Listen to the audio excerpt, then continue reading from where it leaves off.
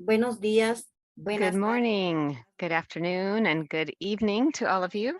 dar inicio a nuestra We will sesión de esta begin this mañana, session today. agradecidas con la vida por permitirnos ir Grateful to life for iniciando una allowing semana. us to Y get como to the siempre, end of es un another proceso week. de, es un As espacio de always, this intercambio, un is a espacio de space for aprendizaje, exchange, de formación a y de space for agradecimiento. El training, día and a de hoy vamos space a darle la for bienvenida gratefulness. a And we're going nuestra to invitada participante, welcome nuestra hermana our Medalit participant, our Rivera, sister Medalit quien Rivera from Peru, bajo su responsabilidad whose abriremos este espacio responsibility en this la morning manera is en que to ella open lo sabe hacer. this Bienvenida, space Medalit. in a way that she knows how to do. Welcome, Medalit.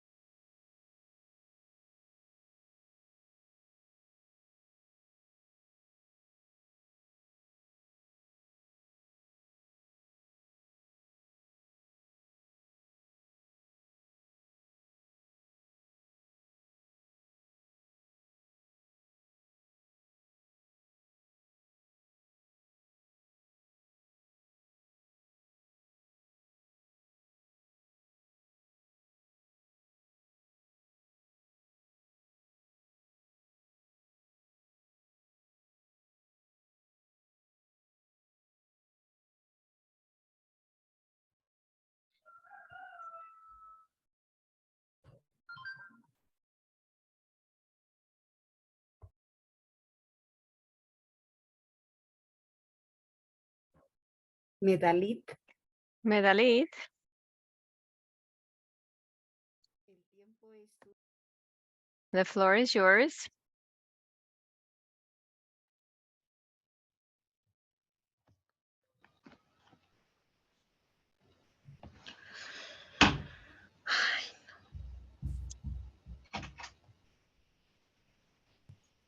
Buenos días, ¿se me Good escucha? morning. Can you hear me?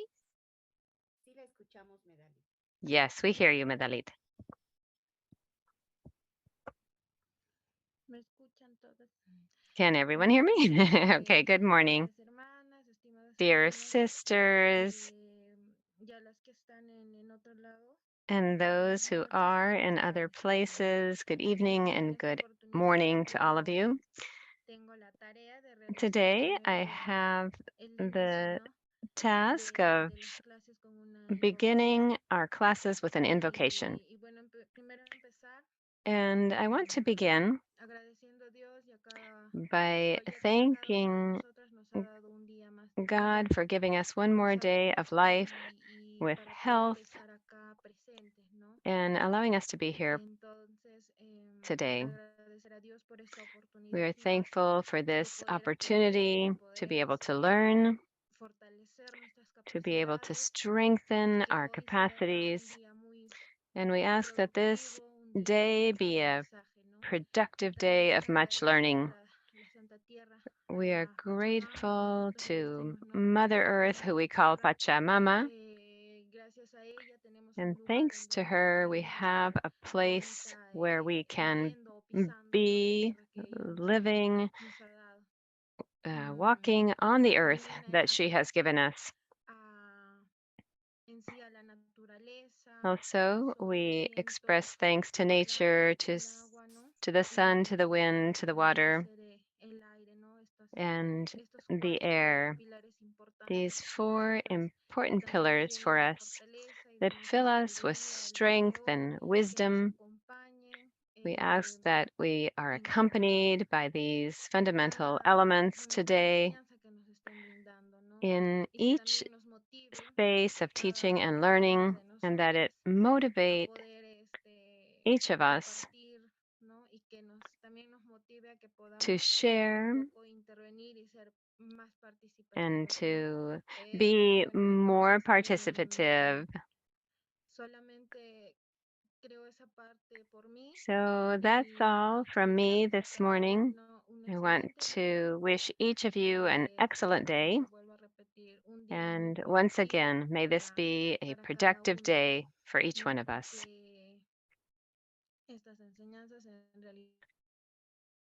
And may these teachings, interpreter apologizes, the sound seems to be out. We ask that we be strengthened and that we are able to share this information with our organizations once we have learned what we need to learn. So, sisters, I ask each of you individually to receive a big hug and to know that we are our own pillar. We must love ourselves. So no matter where we are, give yourselves a big hug and congratulate yourselves for being present here. Thank you very much. Now we will begin the classes today. Thank you, Medalit. And this moment is so important because it connects us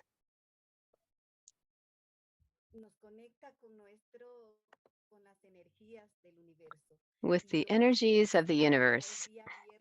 Today is Friday, and for some of you, you're already in the afternoon and the evening, but here we are together.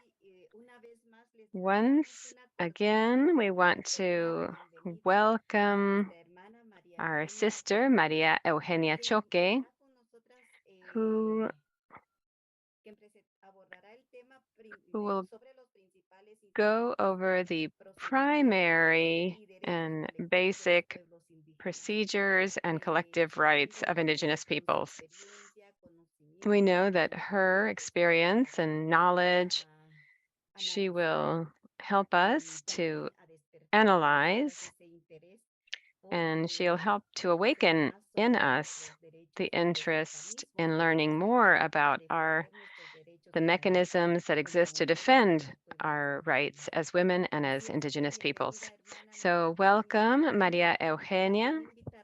And I want to invite all of you as participants to write down your questions and comments and to take advantage to ask about situations of Indigenous peoples in each one of your countries. So, Maria Eugenia, welcome, sister. And we are looking forward to the next hour with you approximately. And we know you have prepared your methodology and your presentation. Thank you very much and welcome.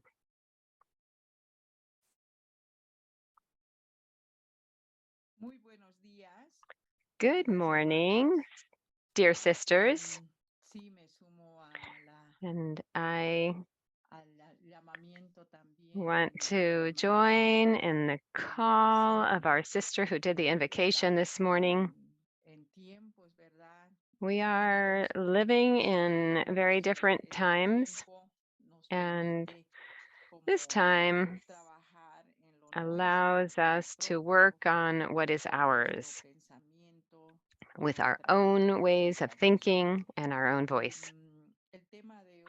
The topic today are the primary instruments, procedures, and collective rights of Indigenous peoples.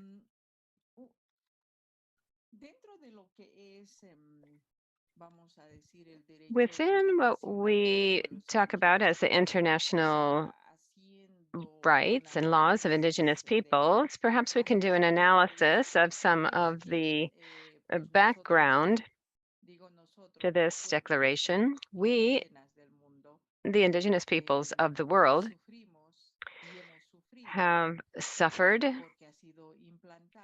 because there's a colonial way of thinking that was implanted in our societies.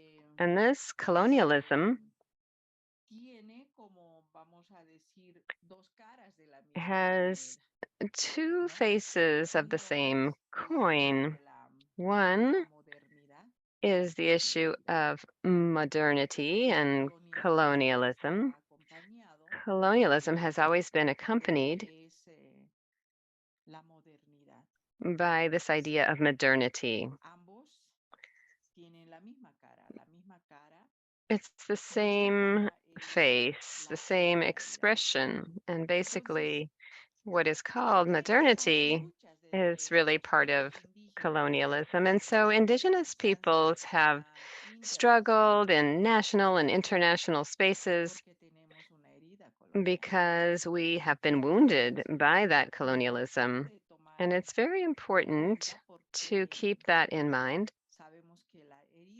because we know that the wounds of colonialism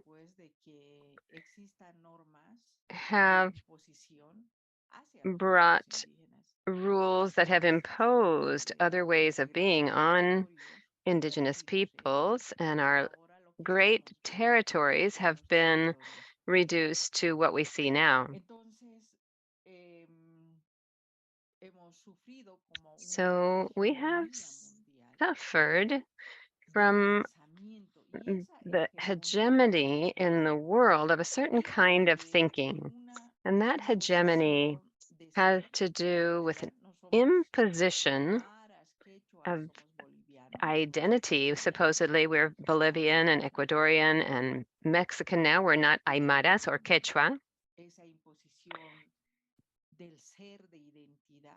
The imposition of this identity is something that has in fact been imposed on us. Likewise, we sometimes feel more patriotic as Bolivians, in our case, than patriotic as Quechua, Guarani, and other indigenous groups here. That sense of identity takes us to value who we are as a lesser identity. The other aspect of colonialism has to do with ways of thinking and knowledge. I have said at times that when a child is born, a girl or a boy, he or she is educated in our culture. They're educated through breastfeeding and breastfeeding the milk of identity. They're educated by watching what their parents do, the practices of daily life, cultural practices, the practices of our peoples. But when we begin a process, and when our children begin a process of learning in kindergarten, they are learning different kinds of knowledge and different ways of being with other types of feelings and thoughts.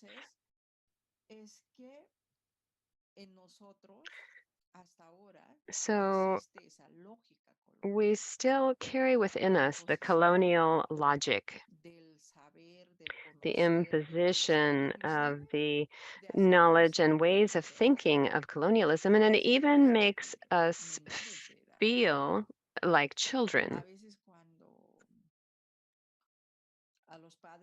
Sometimes when parents are asked, what do you think your daughter will study? The feeling is, well, she should go as far as her head will let her. If her head allows her to get through the basic cycle, then that's what she will study. And so we have very few Indigenous professionals, especially women, very few Indigenous women with doctorates or higher studies, because there is a logic that is a colonial logic and a colonial way of thinking. So given this, what have our elders done? What they've done is to initiate a process who Aníbal Quirilo, which I hope you will be, Quijano, sorry. I hope you will read his book. It says to be, think, and make the decolonialism, or to decolonialize our ways of thinking. And so the idea is to get out from under what has been imposed upon us. And this was begun from the beginning of time, from the time that the imposition started. There have always been rebellions and huge historic processes that began at the moment of colonial imposition until today. They are different results of the path of decolonization. The Declaration of the Rights of Indigenous Peoples that was passed in the United Nations, as well as Convention 169 of the International Labor Organization, are examples of struggle against colonialism. And so it's important to analyze our colonial wounds. And when we talk about wounds, it's because we need to heal those wounds. We need to cure them. Our peoples have always been struggling to heal that wound, sometimes sometimes successfully, but most of the times not. Why? Because there are colonial powers that impose things from on high. And if we look at colonial powers at the level of our countries, we can see that the colonial power has always been sustained by a dominant class, by a colonial power. So, our experiences of struggle and this exercise that we do of going through seminars and diploma programs and dialogues and various types of struggle is a way of training ourselves to think differently, to make an effort to express our voice and our feelings and our ways of thinking and our being and our knowledge, because we also have knowledge and we also have science. But because of the colonial power, our own sciences are not valued. Until today, there's been a huge effort, more than 500 years, of colonial power. And even so, we are making efforts in international spaces to recognize that our knowledge is science. And we are in an unequal struggle because the international space where decisions are made, in basically the member states are making the decisions. And as Indigenous peoples, we are simply observers. So there is a difference between the two. And this is a difference that was established by colonialism. If we don't understand that, our efforts will be in vain. Why are we making this effort? We're making this effort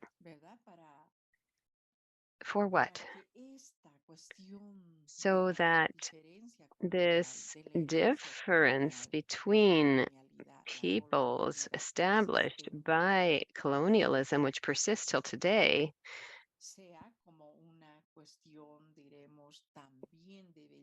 can be healed and can take us to what we can call an epistemology of knowledge. And so that's why I insist so much in talking and working on methodologies. Academics of subalternity, oral history, oral methodology, experiences of life, these are examples of life experiences that allow us to build a way of thinking that allows us to give life to who we are. So all of these instruments that we have, the UN Declaration, Convention 169 of the ILO, and other advances in jurisprudence and in human rights on the regional level, are efforts that have been made by Indigenous men and women over the years. We also have quite a number of different spaces, treaty bodies that are linked to human rights. We have the Committee on Economic, Social, and Cultural Rights. And when we talk about cultural rights, we're talking about the culture of Indigenous peoples, even though it's not said precisely in that way. Because who owns culture or who has culture? Indigenous peoples have culture. And so in the Human Rights Commission, they do talk about this cultural issue. They don't say Indigenous peoples directly, but they do have a committee for economic, social, and cultural rights. The other is the International Covenant of Economic, Social, and Cultural Rights, as well as the Committee for Eliminating Racial Discrimination. That also refers to territories, especially in the areas of of Africa. Indigenous peoples and women suffer from racial discrimination.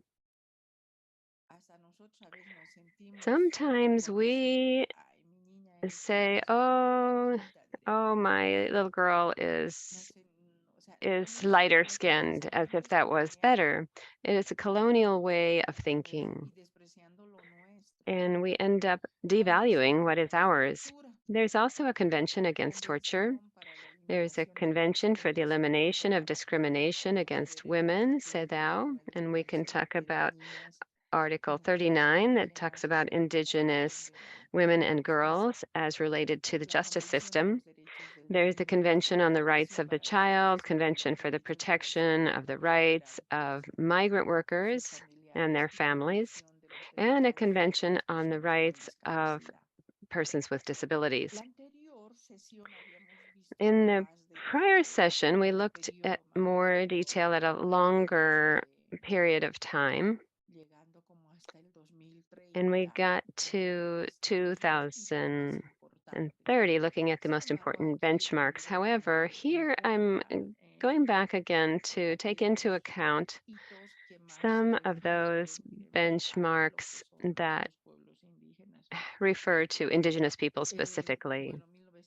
So in 1923, you have the trip of Chief Cayuga Descaje to Geneva. And once again, I want to say that he did not travel to Geneva to say, I demand this, or to say, I am asking for this or that. Chief Cayuga Descaje traveled as a representative of a government because he knew that UN spaces were spaces of governments, and he presented himself as a government of First Nations. And if we go through the history of our countries, we can see that many of our leaders were also self-proclaimed, or the peoples themselves said, this is our government, these are our government leaders. And so what I want to say is that Indigenous peoples have never renounced their sovereignty as peoples. They have never given up on the fact that we have our own governments. And this is important. We should not renounce our sovereignty of thought. And how can we establish a colonial path? Our elders, an anti-colonial path, our elders began that. We have concrete examples of how our peoples and our leaders died in this struggle against colonialism. In 1957, the ILO, the International Labor Organization, which together with the Declaration of the Rights of Indigenous Peoples of the United Nations, are really the two umbrella instruments for all Indigenous peoples. And and they established Convention 169 in 1989. And if you go on Google, we look at 1971 to 1982, and if you Google Jose Martinez Cobo, you can see that he did a study on that decade, but it's so up to date.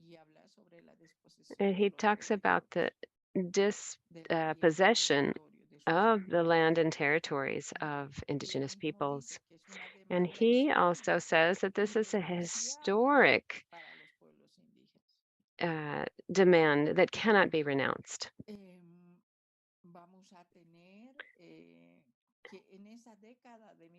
And from in the 1980s, you have the beginning of studies coming out from the United Nations in that space of the UN. And these studies are a way to put the topic of Indigenous peoples on the table for debate. In 1993, you have the proclamation of the International Year of Indigenous Peoples of the World. Also, 1995, the establishment of the Draft Declaration of the Rights of Indigenous Peoples, the UN Draft Declaration of the Rights of Indigenous Peoples. And this is a draft that took from 1995 to 2007 to be passed. So it was a lot of debate. And in the meantime, you have the International Decade of Indigenous Peoples of the World in 1994. But the important benchmark in this process is Convention 169 of the ILO and the UN Declaration of the Rights of Indigenous Peoples. There are other spaces. Other spaces that become instruments for the struggle of Indigenous peoples as well. In the year 2000, the Permanent Forum on Indigenous Issues was established as a space for discussion and debate for Indigenous peoples, from Indigenous peoples. And in April, in fact, there's going to be a session of the Permanent Forum. And each year, the forum talks about a specific issue. So it will be interesting, I think, for you to go onto the webpage of the Permanent Forum and to register to follow this process of debate on Zoom. I'm sure many people will attend, but it's a way of informing ourselves and finding out what's happening is to go ahead and follow up closely through the website. It's an interesting space here because the recommendations are debated by the members of the Permanent Forum. You have to lobby based on these discussions, and then you have many, many hours of debate to determine what points are going to make it into the report and what points will not make it into the report. And so there's a lot of lobbying that is done with the members of the forum. And then finally, the report is adopted by government states. And if a particular member state doesn't like the way something has been expressed, then it's not going to be approved and that recommendation will not be followed up on. So here also, Indigenous peoples have looked for strategies. So strategies to try to get points on the final report. In 2001, they named the first special rapporteur on the human rights and fundamental liberties of Indigenous peoples, and that person, the first rapporteur, was Rodolfo Stavenhagen, and that's an interesting space too, where the rapporteur, once invited by the states, visits those countries and emits reports on what he or she is seeing on the situation of Indigenous peoples. Also, in 2002, you have the first period of sessions of the Permanent Forum, and if you go onto that webpage, you can find out who were the first people that were on the Permanent Forum for this period. There's all of the documentation and reports and case studies. There's the recommendations. And every year they discuss a specific topic. So one task that you can do is to see what kind of documentation exists in the framework of the forum, as well as the expert mechanisms on the Indigenous peoples who are also doing studies. From 2005 to 2015, you have the space for Indigenous second decade of Indigenous peoples. 2006 is the Human Rights Council, and in 2007, finally, the Declaration of the Rights of Indigenous People is passed after many, many years of debate, starting in 1995. It was a long process of debate. And what was the topic that took the most time? The topic of self-determination. This is an issue where states were saying it's not possible that the people that are thinking about separating, which is not what they're going to do. It is about state sovereignty. That's what the debate is. Then we have Convention 169, which also has to do as a background with the different instruments and documents that we have mentioned before, such as the Declaration of Human Rights, the Economic, Social, Cultural, and Covenant, the Civil Rights Covenant, all of those. So Indigenous peoples are demanding to take control of their own institutions. So what is the convention? Is telling us that the Indigenous peoples demand to assume the control of their own institutions. This is also an issue of responsibility, our own responsibility. What institutions existed and which ones, because of colonialism, have been destroyed? And why were they destroyed? Up until when? How? These are issues of research, and I encourage you to take a look at our people's situation. It's our responsibility. I always say, if you don't work for your home, your neighbor's not going to do it for you. We need to work to build our own thinking. In terms of economic development, what type of development do we want? It's also that we also have the issue of strengthening our identities, languages, and spirituality. In some countries, there are languages that are mostly spoken in a larger percentage.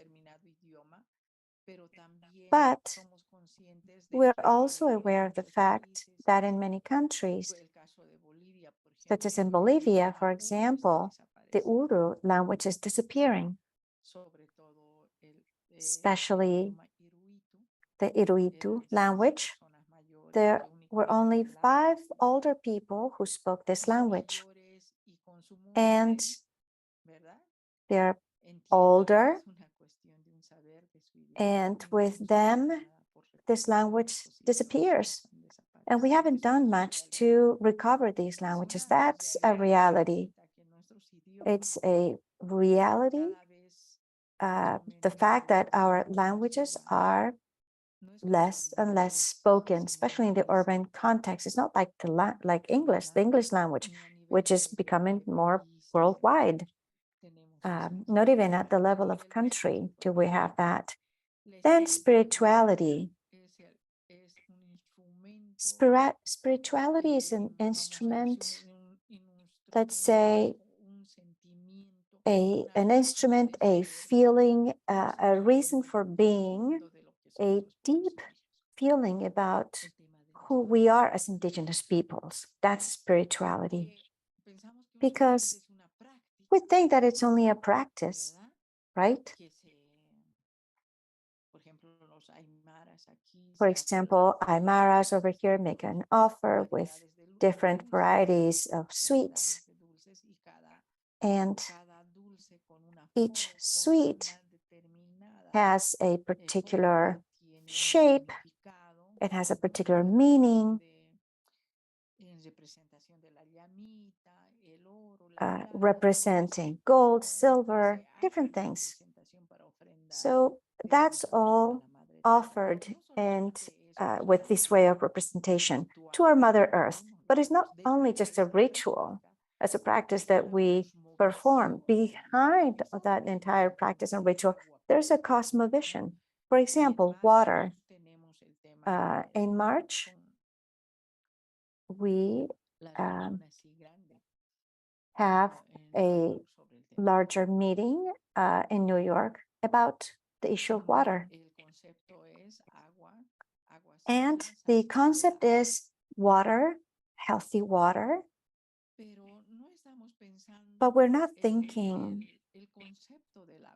about the concept of water for us. Water is really the blood that runs through our Mother Earth. It's like the blood in our bodies, you know, if we bleed, we lose our life. Likewise, within our way of thinking, to conceive a new being it's a way of creating like water. Some people say that we come from water, like Guru Murakos think that we come from water. They believe they come from water. They're people of water. Their entire way of being, their organization, their food, their cosmovision, their focus, they're all related to water. And water is a vehicle that connects us with the world above, the world we live in, the Acapachas, the Alapacha above, the Acapacha and the Mancapacha below, where our deities live. So for us, the meaning of water is that it's a vehicle, and that's how we conceive not just life as in this life, where we eat, plant, raise animals, we reproduce ourselves, we practice our cultures. No. Water connects us with those three levels of the world above, the world we live on, or in rather, and the world below. So our conception, our way of thinking is completely different. So we need to have that obligation to continue working on that. Its application in the convention. So there's a criteria of Indigenous identity, the rights of Indigenous peoples and the guarantee of its integrity, the effectivity of social, economic, cultural rights of their people, respecting their social, cultural identities, their customs and traditions, and their institutions. Then respect to the integrity of their values, practices, and institutions, and special importance with respect to their lands and territories. They've also added another concept, which is lands, territories, and resources, because water is a resource. Then indigenous peoples, who's recognized? Who recognizes this convention? So look, traditionally, okay, it says that they need to recognize the peoples interested. There's a need to they need, sorry, it needs to recognize their right to property and possession of lands that they traditionally occupy. There's a study in Bolivia on which says that since the 16th century, a standard has been created for the possession of land. They go through the reforms, the agricultural reforms by the states in 1952 for Bolivia, let's say 1927, if I'm not mistaken, I may be, but these are recent reforms, agricultural reforms. The land belongs to the one who works it, without taking into account the lands where we rest, because our institutional logic says that this year, this acre is going to have a particular crop, and this other land is going to rest. Why? Because de nuestros ecosistemas. Pero por lo que diremos la lógica de las reformas, la tierra es de quien la trabaja. Cuanto más explotado la tierra, cuanto más producir para el mercado, una sobreexplotación y saturación de nuestros territorios, entonces pues nos lleva, diremos, la tierra se cansa. Por eso es que no hay buena producción. O de grandes territorios hemos sido reducidos a tierras muy pequeñas, ¿no?, de nuestros pueblos. El otro punto es que en chat nos dicen que la interpretación al inglés, por favor. ¿Sí? El otro punto es que el caso de que pertenezca al Estado la propiedad de los minerales, recursos del subsuelo. The other thing has to do with the soil resources and state property. So consultation is a rule, but how to develop the process of consultation is up to each people. So the fundamental principle is that of good faith. I can't go to the corporation and say, oh, they have the obligation. Oh, if they say, oh, well, I'm part of the dominant class and you have the right, you have the obligation to say yes to my projects, that's not good faith. So we base ourselves on the Declaration of the Rights of Indigenous Peoples. We base ourselves on Convention 169 of the International Labor Organization to help us decide how the consultation is going to happen. It needs to be done with participation in our native language, with complete information, with participation of women in the process. It's like trying to plan your death or predicting your death. There's the exploration of your territory that's going to go to lead to the contamination of water and land. It is the contaminated water is drunk by human beings and animals. Crops are lost, crops are damaged. The land is not useful to produce anymore, and so you're forced to migrate. And we know what the life of a migrant is in the city, right? The kind of racism and discrimination they experience. So we have to be very aware when we talk about our consultation, how we're going to do that. We also cannot obviously it's our right to protect our territories, and the state should have policies to protect our territories and resources as well. Because the instrument of the convention talks to us about this topic. The declaration also emphasizes this right to consultation. And so this is something that we need to pay very close attention to. The issue of health, likewise, the convention references. It has to keep in mind the conditions that are economic, geographic, social, cultural. We all know, since there should be no roads into the Amazon jungle. And if you compare that to a pregnant woman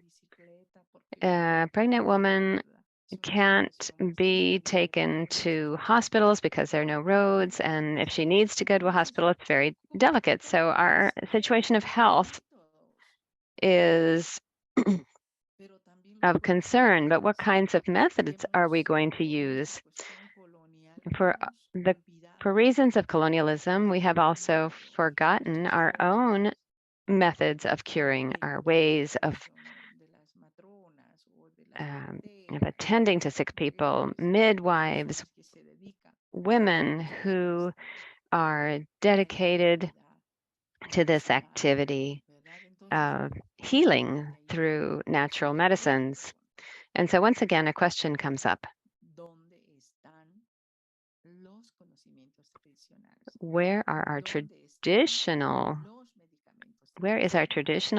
knowledge? Where are our traditional medicines?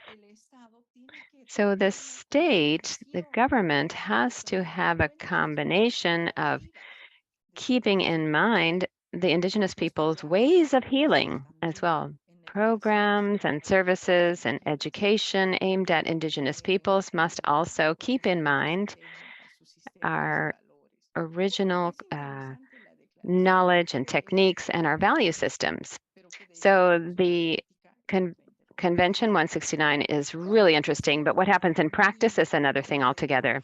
One thing for me, when we talk about colonialism and how to build our own ways of thinking, is this concept of Kept Naira is an alternative method that allows indigenous peoples to analyze their past, present, and future. It's based on the voice of the experience of the women themselves. Voices of women who speak Aymara and other languages of our peoples to recover traditional knowledge, oral tradition, oral memory, collective memory, individual ways of life, and collective ways of life and experiences. So we're talking about myths and legends and stories and rituals and songs and dance. All of this is part of our memory, is part of why we say, I am Aymara, because of this, this, and that. Right? And in this path, spirituality is fundamental. And we start thinking about how to reproduce the knowledge that we have in local radio novels or soap operas, pamphlets, books, local radio, all kinds of things that are part of teaching. This is why we need to strengthen and revitalize the oral history. If you look at the history of your countries, is the history written by white people? Very few of them, the pieces are written by our people. So it's our challenge to write our own history. And the oral history instrument or tool helps us collect these stories and recover our oral memory, I've been looking at this. How do we work on our dignity as a people, on our pride? What's dignity? Who has taken away your dignity? Right? Your pride, your sovereignty in terms of thinking as a people. So how do we work on that dignity? And history tells us that working from theory, from the academy, from practice, because the colonialism has stolen our dignity, because colonialism uses power, and this power diminishes you. So it's important to work on this to return our dignity to ourselves. Nobody's going to tell us, here is your dignity. It's an issue that is so intrinsic to ourselves to return our pride to ourselves. Again, we have the oral memory methodology, community stories, the oral tradition that we have as peoples. So it's important to work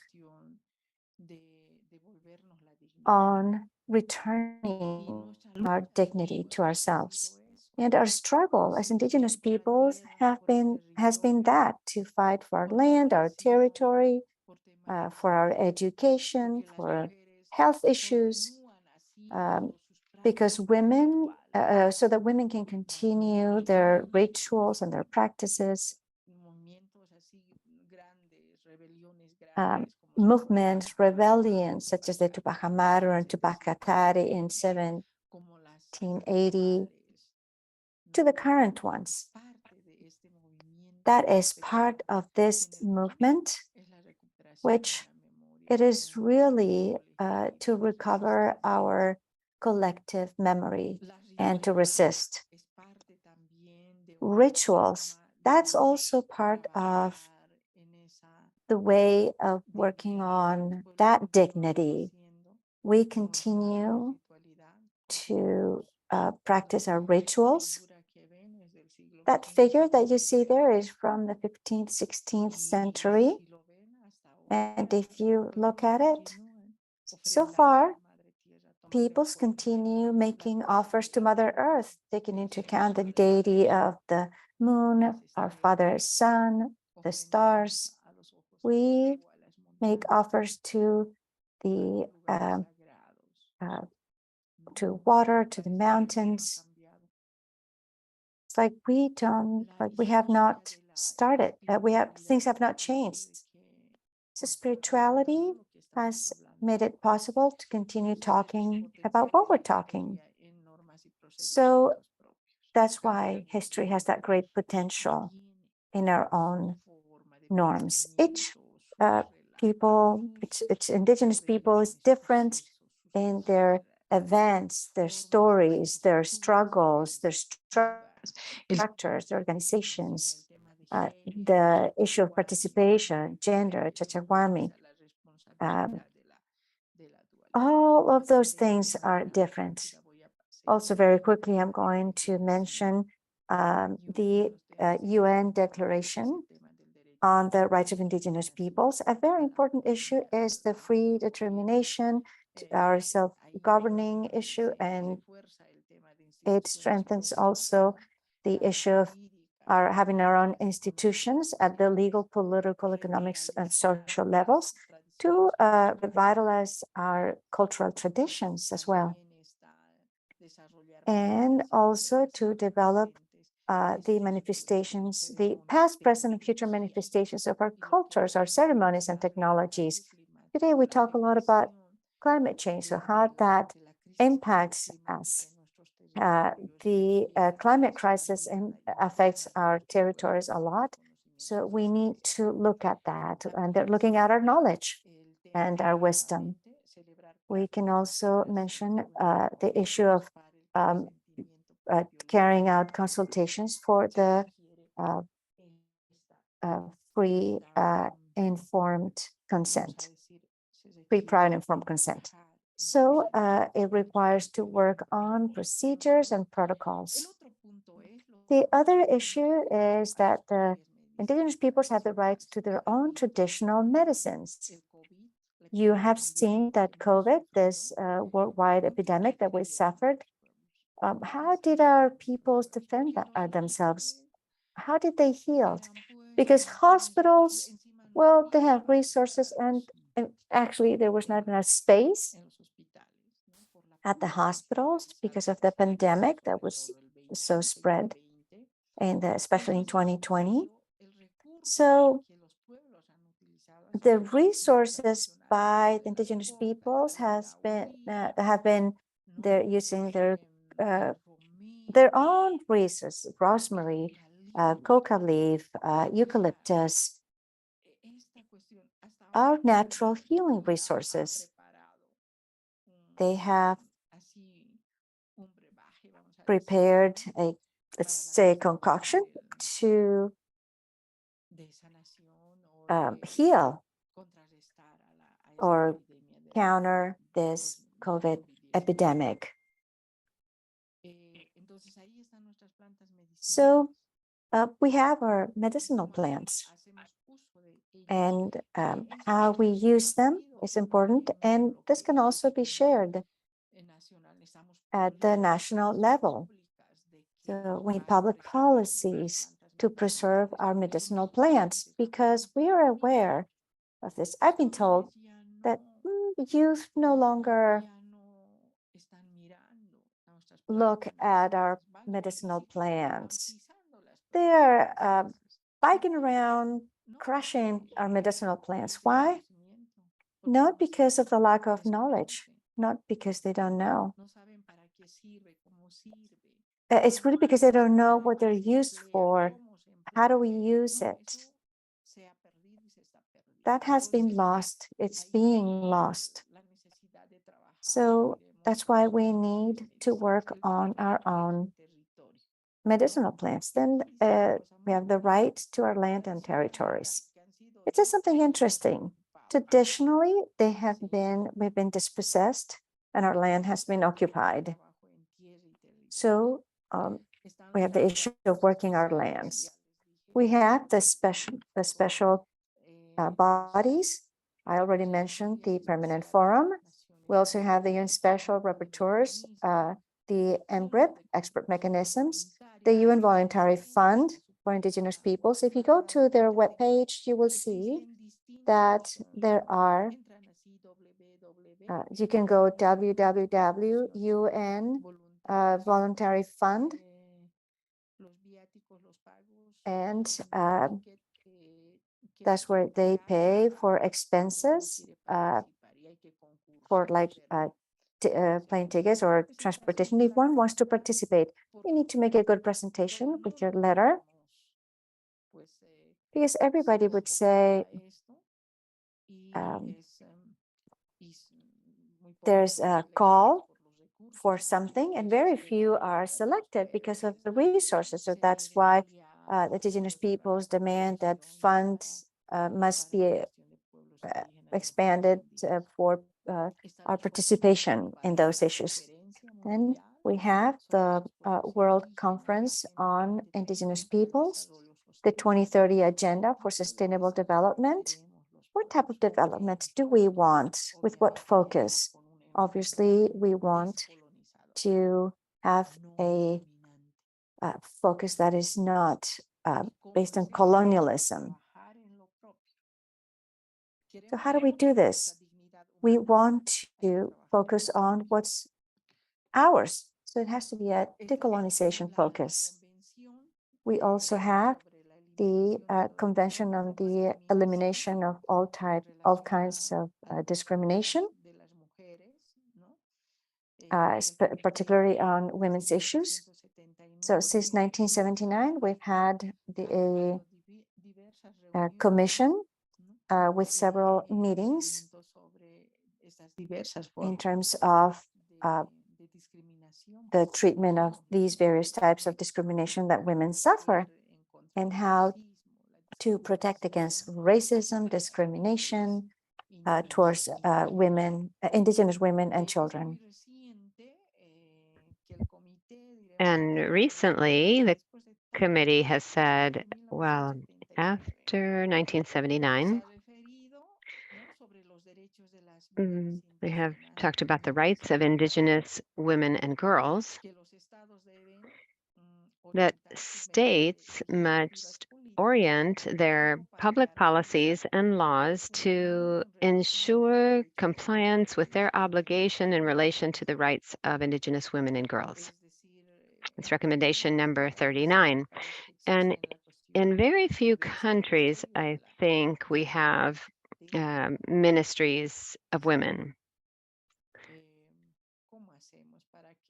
So how can we make sure that the government does have policies that has the approach necessary for Indigenous women to protect our rights, not just to protect women from violence, but also including for them the rights to have titles for our lands and our territories, the right to education and work, the right to have a fair commerce of the things that you produce in your own lands, traditional medicines, and how you want to educate and raise your children. We also have the Committee for the Elimination of Racial Discrimination. You can see here that the states must also make sure that there is no racial discrimination in many ways. But of course, racism is expressed in many different ways. Why? Because of the colonial imposition. In fact, if you look at the topic of discrimination, there's already a colonial focus on the topic of discrimination. If you look at the Convention on the Rights of People with Disabilities and their optional protocol, you can also see how there are some guidelines for treating people with disabilities. And sometimes people are seen as handicapped or lesser abled. And so the recommendation is that they should not be considered as lesser abled people, but that they need to be protected in a comprehensive way with treatment as part of human rights, because they are also bearers of human rights and have human rights and dignity. And then we also have Article 41 of the UN Declaration on the Rights of Indigenous People, which talks about the need for financial cooperation and technical assistance, so international technical assistance for the participation of Indigenous peoples. FIDA and the Food and Agriculture Organization are agencies at the UN who are allies, and they've been working on plans and programs for Indigenous peoples and Indigenous women. I'll leave the presentation here. I don't know, Hortensia, if we have time to have working groups. It might take us about 20 minutes. Is that possible? Well, we do have 20 minutes for questions and answers. Perhaps we could use those 20 minutes to the exercise, for the exercise that you are proposing. Yes. This would also give us the opportunity to talk about the application of our knowledge. Yes, exactly. So please, if you could help us to divide people in groups. It's about 4 minutes after the hour here. Perhaps we can come back at 20 minutes after the hour and to come back to the plenary. And just like the previous methodology, you need to name the person who's going to facilitate the group and who also is going to talk about the recommendations that you make when you come back to the plenary.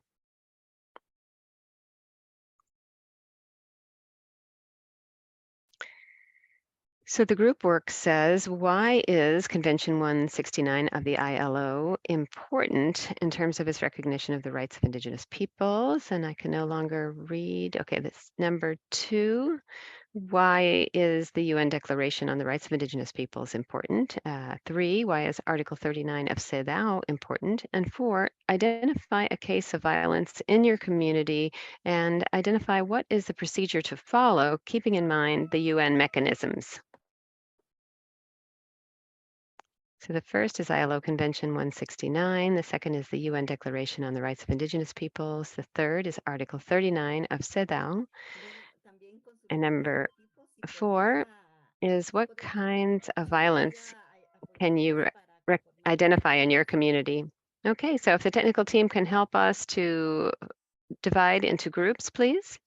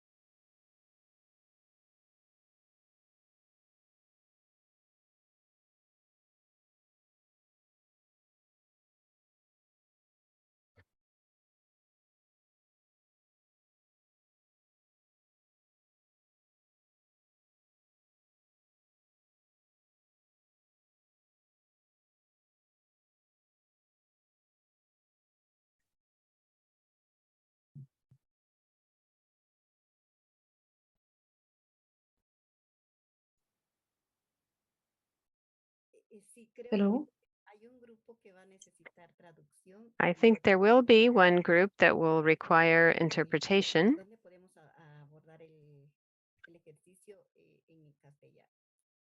So perhaps we can keep this in mind. Yes, we're now forming the groups, Hortensia.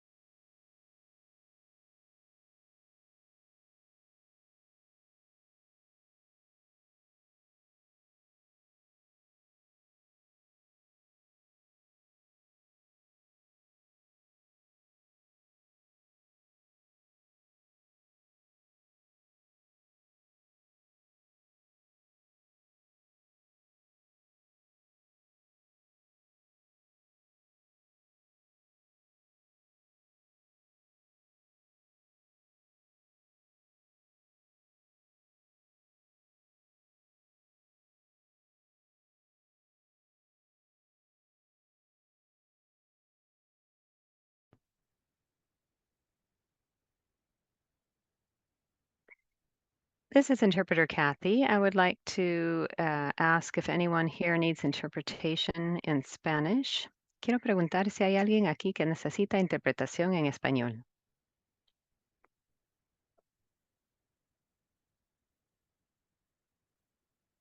So if no one needs interpretation into Spanish, I will leave this group. Go ahead.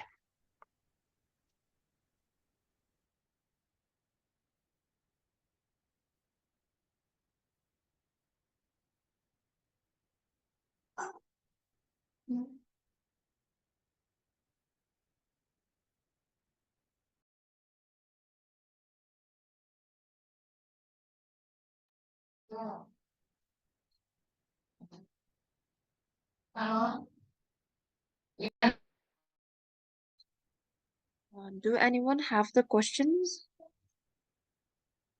Hello, I have the questions here. The first question is, why is ILO 169 important? I'll write it in the chat. Yeah, thank you so much. ILO So 169.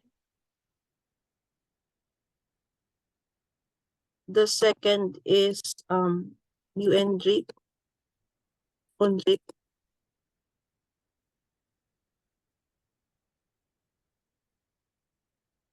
Third is CEDAW. CR.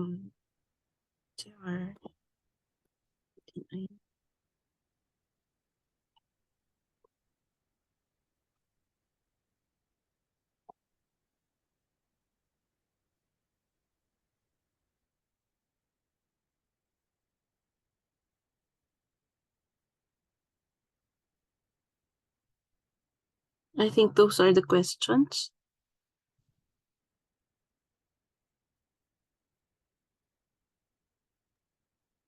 any volunteers to take the notes? I can take the notes.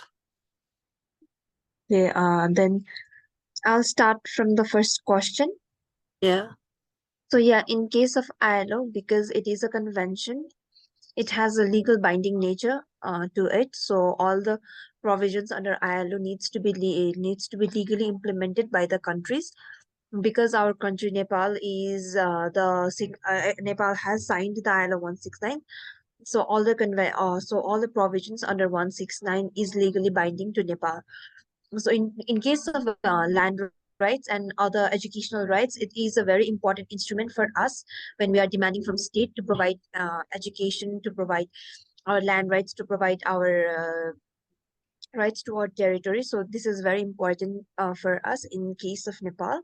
And also in terms of UNDRIP, is the first document that clearly identifies the collective rights of indigenous people, and it has also specific articles for women, for indigenous people with disabilities. So UNDRIP does cover the diversity within indigenous people, and this, though it is not legally binding, it is a declaration, so it Yeah. gives a moral implications for our state, because we are both signatory of both ILO and UNDRIP.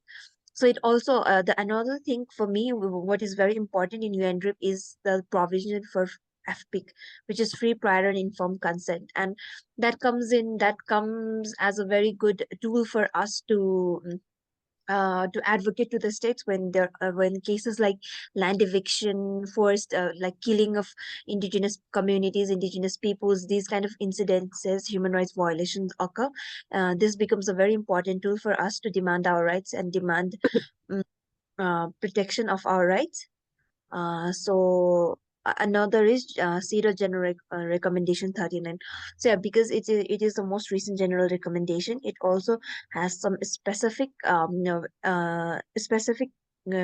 clear outlining of women as not a homogeneous group. It has also identified a lot of discriminations that happens specifically to indigenous women and indigenous women with disabilities because of their indigenous identity. So these CEDAW General Recommendation 39 is also a tool to demand our rights. And on top of that, it is also a tool to prove, support our advocacy that yes, Indigenous people, Indigenous women, specifically Indigenous women, are facing some kind of distinct discrimination, distinct violences than other women.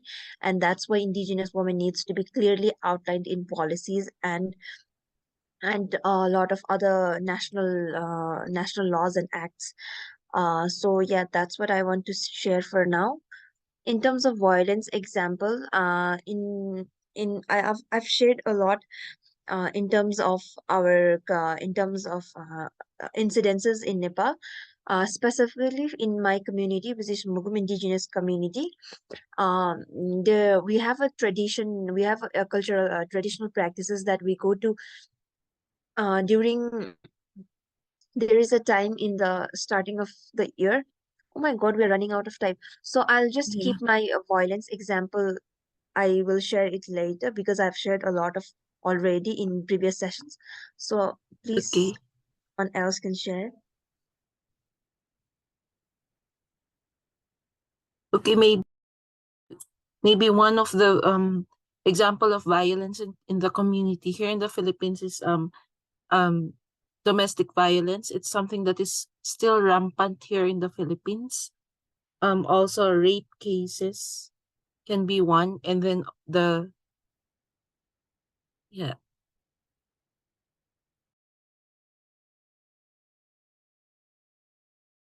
Hello everyone.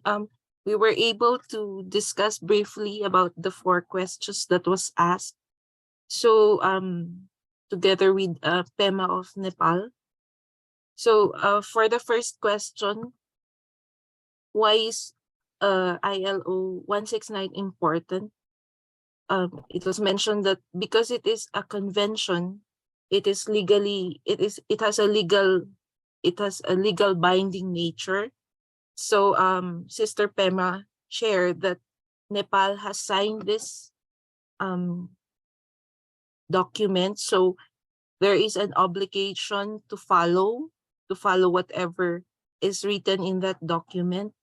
So it is important. It has become important for them in Nepal because they are able to use it to demand their rights from the state. So number 2, why is the UNDRIP important? It is because despite it being a declaration, it has specific articles that cover the huge diversity of indigenous peoples. And then it also importantly mentions the free, prior, and informed consent. That is something that we are using globally to when we are demanding our rights, especially when there is land eviction or the need to protect us from whatever abuses that is being made against us. So the third is the importance of the CEDAW General Recommendations 39. So it mentions a specific, for this latest general recommendation, it mentions the specific protection of indigenous women and girls. And also it identified a lot of discrimination against them. So the fourth question, what is, give an example of violence that is happening in your community. So here in the Philippines, it is still rampant here in the Philippines. Domestic violence and rape and the unequal treatment of women are still being felt. So that's it. You were not able to discuss with the group, but those are some of the ones we were able to mention. Thank you. Thank you so much, Sister Orte, and good morning, good evening, everyone. Thank you, Sister Maria, for being with us for 2 sessions. It's been really good having you. We will now continue with the second part of today's session, where we will have Professor Yasmin Ergas joining us from Columbia University. And I would like to hand over the session to Winnie. If Sister Yasmin is here, we can begin.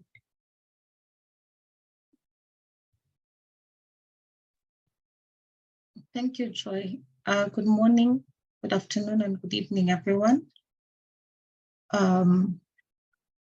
Welcome again to another session that we have today. I can see Professor has joined us. Okay, so we'll begin right away. And just before she starts, I want to introduce her by reading her bio once briefly before she can start. Just give me a minute because I have to raise the screen somehow. No worries. I'll just do your bio first before you can. Okay, thank you. Yeah. So Professor Yasmin Ergas directs the specialization on gender and public policy at the School of International and Public Affairs of Columbia University and is a senior advisor to the Institute of the Study of Human Rights. She's a member of the Committee on Global Thought and the Executive Committee of the university's Institute for Research on Women, Gender, and Sexuality, and co-chairs the Women, Gender, and Sexuality Studies Council at Columbia University, as well as the Columbia University Human Rights Seminar. She also serves on the advisory board of the Journal of International Affairs. A lawyer, a sociologist, Professor Ergas has worked on issues regarding gender and women's rights as a policy analyst and advisor, scholar, and advocate. She has served as a consultant to international and domestic policy organizations, including the OECD, UNESCO, the Millennium Villages Project, and the New York City Commission on Human Rights. Her recent work has focused on the emergence of international markets in reproductive services, the transformation of motherhood, and the backlash against gender rights. She's currently contributing to the debate in New York State and internationally regarding the regulation of reproductive surrogacy. She has also participated in different discussions regarding gender equality policies with the European Commission and other international bodies. I will also share with you some links to some of her published work. We'll have this provided to you later. But thank you so much, Professor Ergas, for being with us again this year. Thank you for coming back always and always sharing your knowledge and your experiences with us. So with that, I want to welcome Professor Yasmin. Please go ahead.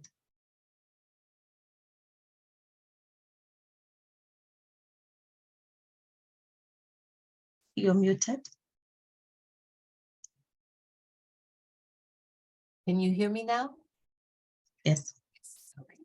So, and this is going to be a little bit strange because my computer is in the wrong place. But first of all, I really want to thank you. I want to thank Elsa, and I want to thank everybody at this. I want to thank Fimi. I want to thank all the participants, because for me, this is always a real high point of my year.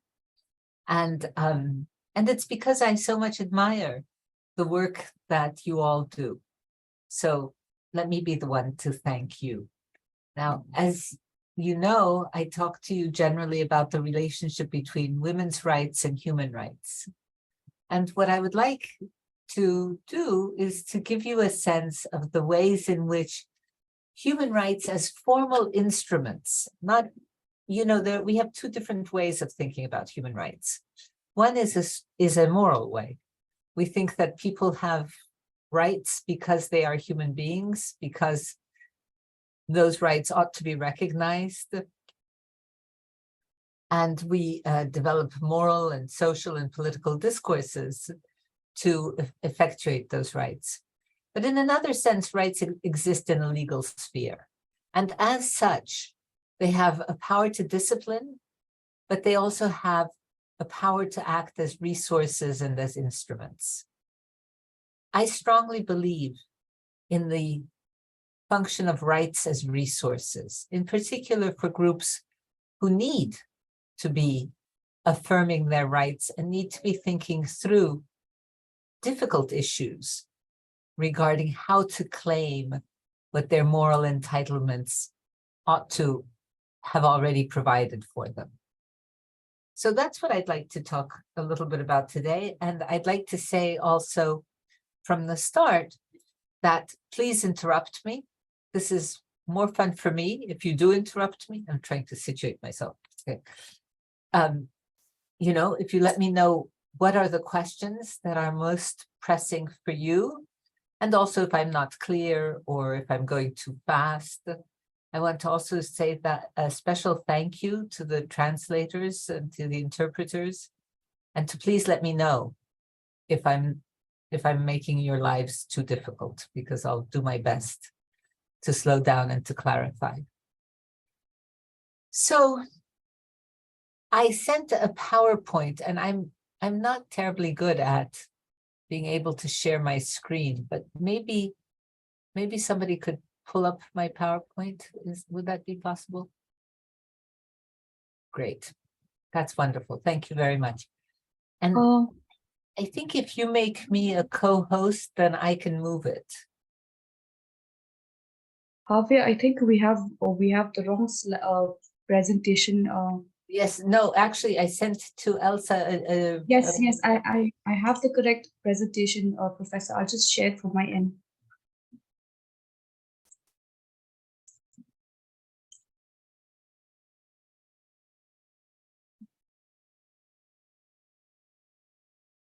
Sorry, I'm having my coffee.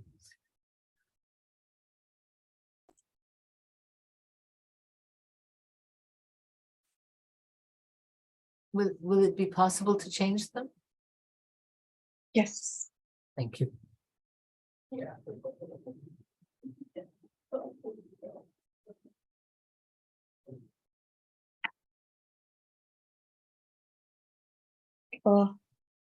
Can you see my screen? I can see the screen, yes. Okay. But I think this is still the old, but I see it's still the old one. Or maybe not. Let me see. All right, well, why don't we just work with what we've got? I think that will be. So when we're talking about human rights and women's rights, we're already talking about something that seems perhaps a little bit paradoxical, a little bit odd, because the assumption of human rights is that those are rights for everyone. And in a way, it seems strange that we need to speak about women's rights, because surely, as Hillary Clinton said many years ago, women's rights are human rights and human rights are women's rights, and that ought to be clear once and for all. And she was saying this virtually 30 years ago. And yet it doesn't work exactly that way, because when people talk about promoting human rights, when politicians often talk about promoting human rights, they don't necessarily include the rights of women or the particular rights of women, nor do they necessarily include the idea that human rights ought to devolve to women just as they devolve to everybody else. So that's one problem. And then secondly, the status of being Indigenous persons, which is something you all know far, far more about than I do. And I don't want to make any assumptions or presumptions. However, is a status that is often and historically has been associated with a great deal of discrimination and a great deal of differentiation. And the intersection of these two elements of differentiation, that is of gender and also of indigeneity, leads to the fact that Indigenous women's rights exist are defined both very broadly. Clearly, Indigenous women, like all human beings, have access to and should have access to all human rights. And then are defined also in relation to the specific rights that have been attributed to women and the particular rights that have been recognized finally in the last decade and a half to Indigenous peoples. And so that's the intersection that I think we need to be thinking about. Let me just say, I have slides about this, we can come back to it, but why is it important to be able to have specific rights? When, after all, as I said earlier, everybody is entitled to human rights. There should be no discussion about it. And the reason is, I'm not quite sure what has happened. I'm seeing somebody's screen. Anyway. Professor, we're just getting the correct slide. I'm so sorry. We're just okay. shared. That's okay. That's okay. So the reason is that the interpretation of rights is very broad. When you talk about, for example, the right to life, or when you talk about the right to an adequate standard of living, or whatever general rights you may be talking about, its interpretation is very broad, but it may have specific meanings for specific subjects. And that's what is really important to be able to advance, is to say the right to health for women includes the right to reproductive health and to all of the services that are part of that. And therefore, women have a right to access reproductive health services. And that has to be guaranteed, that has to be ensured. When it comes to the question of Indigenous peoples, and as I said, I'm certainly by no means an expert, but what is particular is the long history of dispossession, the long history of non-recognition, of erasure, of sort of cancellation from the language, from the screens of politics and of social policies, of positive social policies. And also, however, and this I think is, and you can all tell me, is really important, is that Indigenous peoples have a right to recognition as such. And so that Indigenous peoples' rights are collective as well as individual. And that's what I think is really crucial. And it seems to me that in the many times in which I have spoken to this seminar, to this meeting, in our conversations, there's always been the question of how do you combine the importance of affirming an identity and of protecting an identity and of being part of a collectivity with the question of how do you assert individual rights in the context of that identity. Now, let me be really clear. We have a lot of data that tells us that in many contexts, being part of an Indigenous peoples exposes all people to particular forms of discrimination, acts of violence, apart from the historic dispossession. In the present, it can be a risk factor for many forms of negation or denial of human rights. And I don't for a minute want to not take that into account. I think that's absolutely fundamental. Rates of exposure to violence, for example, from the surrounding society, denial of social and economic rights, exposure to the effects of climate change and insufficient protection from the effects of climate change, exposure to the effects of corporate actions and insufficient protection and remedies with respect to things like dispossession of land, establishment of noxious and manufacturing enterprises or mining enterprises, and all of these forms of discrimination, which you all, I'm sure, know very well. So those are forms of abuse or forms of denial of rights that human rights law ought to be able to help address. At the same time, though, the boundaries, human rights law does not stop at the boundaries of any particular group. It also encompasses relationships within groups and among groups. And the UN Declaration on the Rights of Indigenous Persons is absolutely clear about that.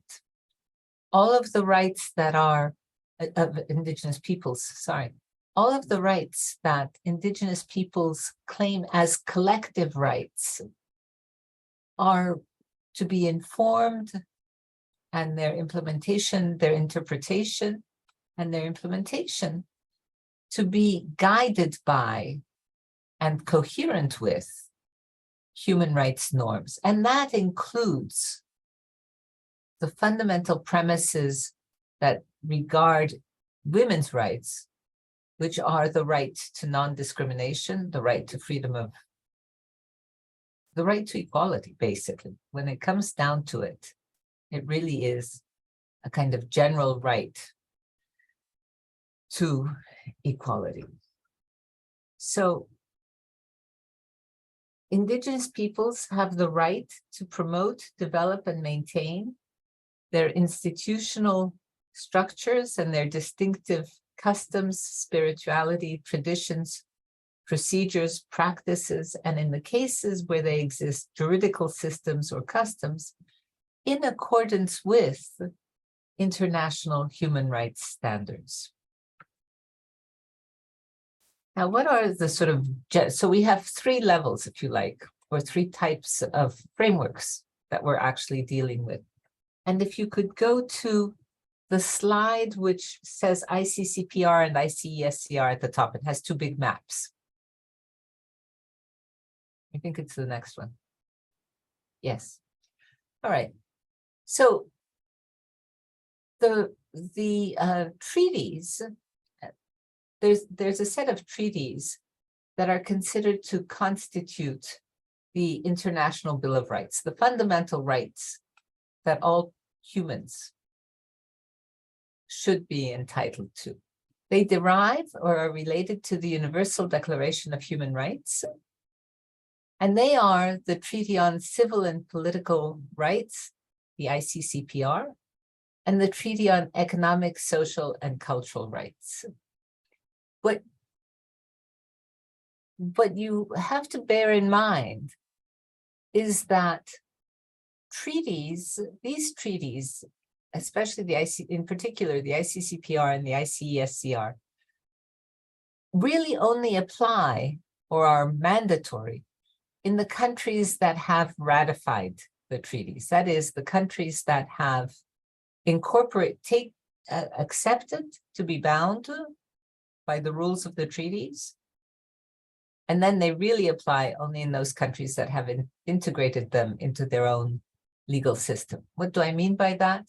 I mean that if you have a claim, for example, that regards your freedom of speech, which would be related to the ICCPR, or your right to life, which would also be related to the ICCPR, you can vindicate it. You can go to a national court and claim your right to life on the basis of the ICCPR only if the country that you are living in has accepted the ICCPR into its own, or the norms of the ICCPR into its own legal system. There are other things that you can do, but that's the most fundamental. These two basic treaties are the ones, without going into the details of all of the specific rights, they ensure the right to life, the right to bodily and physiological integrity, the right to freedom of thought and belief, the right to peaceful assembly, the right to a remedy. So it's a fundamental principle of human rights law that where there is a violation of a person's rights, that person has a right to a remedy for that violation. The treaties prohibit arbitrary detention. They recognize you as a person before the law. That means that even in a culture that does not want women to access public spaces or public institutions, you have a right under human rights law to be recognized as a full person. That means that you can go to court. That means that you can sign your own contracts. That means that you are the protagonist of your own legal life.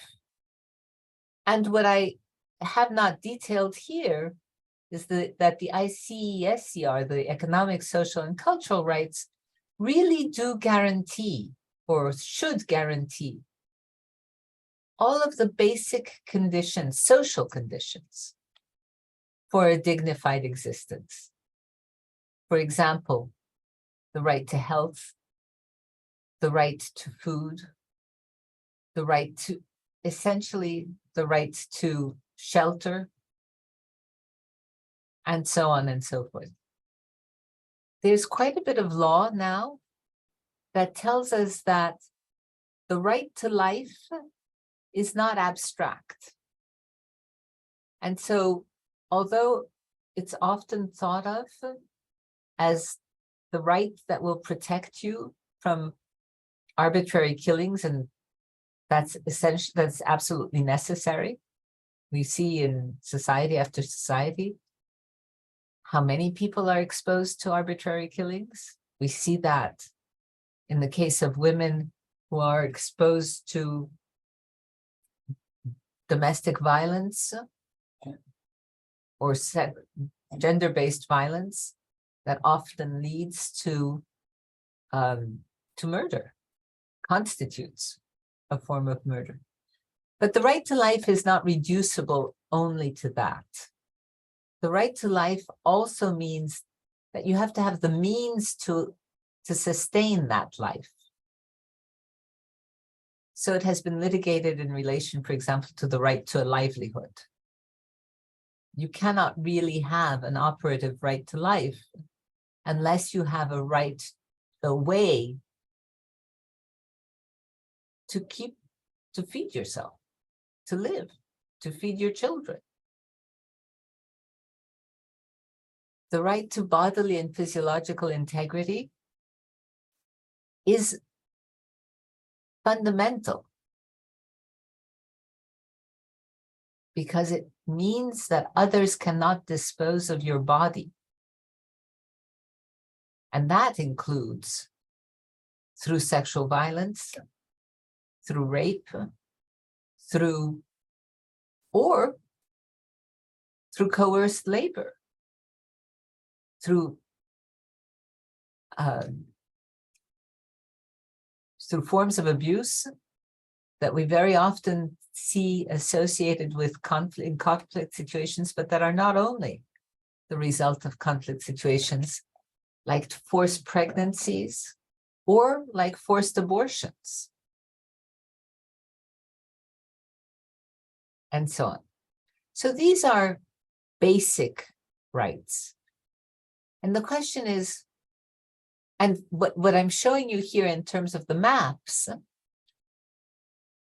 are the countries, the parts of the world, in dark blue, they are the parts of the world that have ratified. That means that have not just signed. When you sign a treaty, you're basically saying something like, yes, this is the treaty. I, the United States, agree that this is the text of the treaty that was negotiated and that we agreed to. When you ratify the treaty, you say, I intend to be bound by it. And from then on, for international law, you are bound by it. That may not be the case in your national system, but you are bound by it. What you can see is that a very, very large part of the world today has ratified the civil and political rights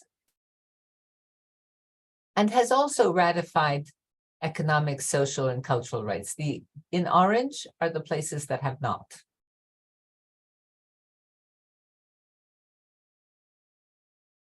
This does not mean, however, and I think it's important for us to understand that, this doesn't mean that these are countries in which the rights are implemented every day, right? It's not that. It's not that in Italy, where I come from, right here, which, as you can see, is a great country from the point of view of ratifying treaties. It's terrific. We ratified them all. But that doesn't mean that there's no hunger. It doesn't mean that there are no homeless people. It doesn't mean that Roma people are not subject to persecution. It doesn't mean that Italy didn't the other day allow 64 migrants to drown just outside of its territorial waters.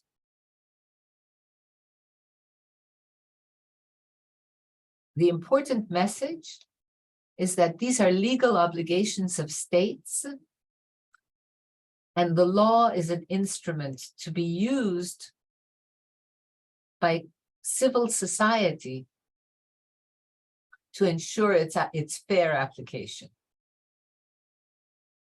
What this does mean in all the places that are blue is that you can bring legal cases. What it does mean is that the state can be held to answer. What it does mean is that you can push ahead on the barriers. And, you know, when I was younger, I think many lawyers, well, I started off as an activist and I became a lawyer afterwards. But I think that it's a fragment, a sort of distortion of the way in which lawyers think, which is to say, we've got the law, it's all over. We realized our objective. Actually, the law is just the beginning. The law is difficult to get. It almost never looks like what you want it to look like, because it has to be the product of a negotiation with the governments, with power structures, with the institutions. But as good as you may have gotten it, it's always only a start. And so the message I would like you to take away from this, the question I would like you to have in your minds is, okay, how can I use this? Okay, what can I make this do for me? What can I make this do for us? So if we can go to the next slide, please.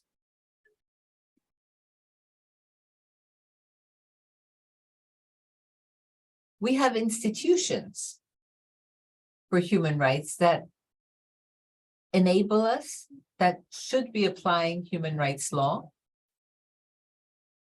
and that to some extent do, and to some extent can be worked with and persuaded to apply more, or to apply policies that are more like human rights.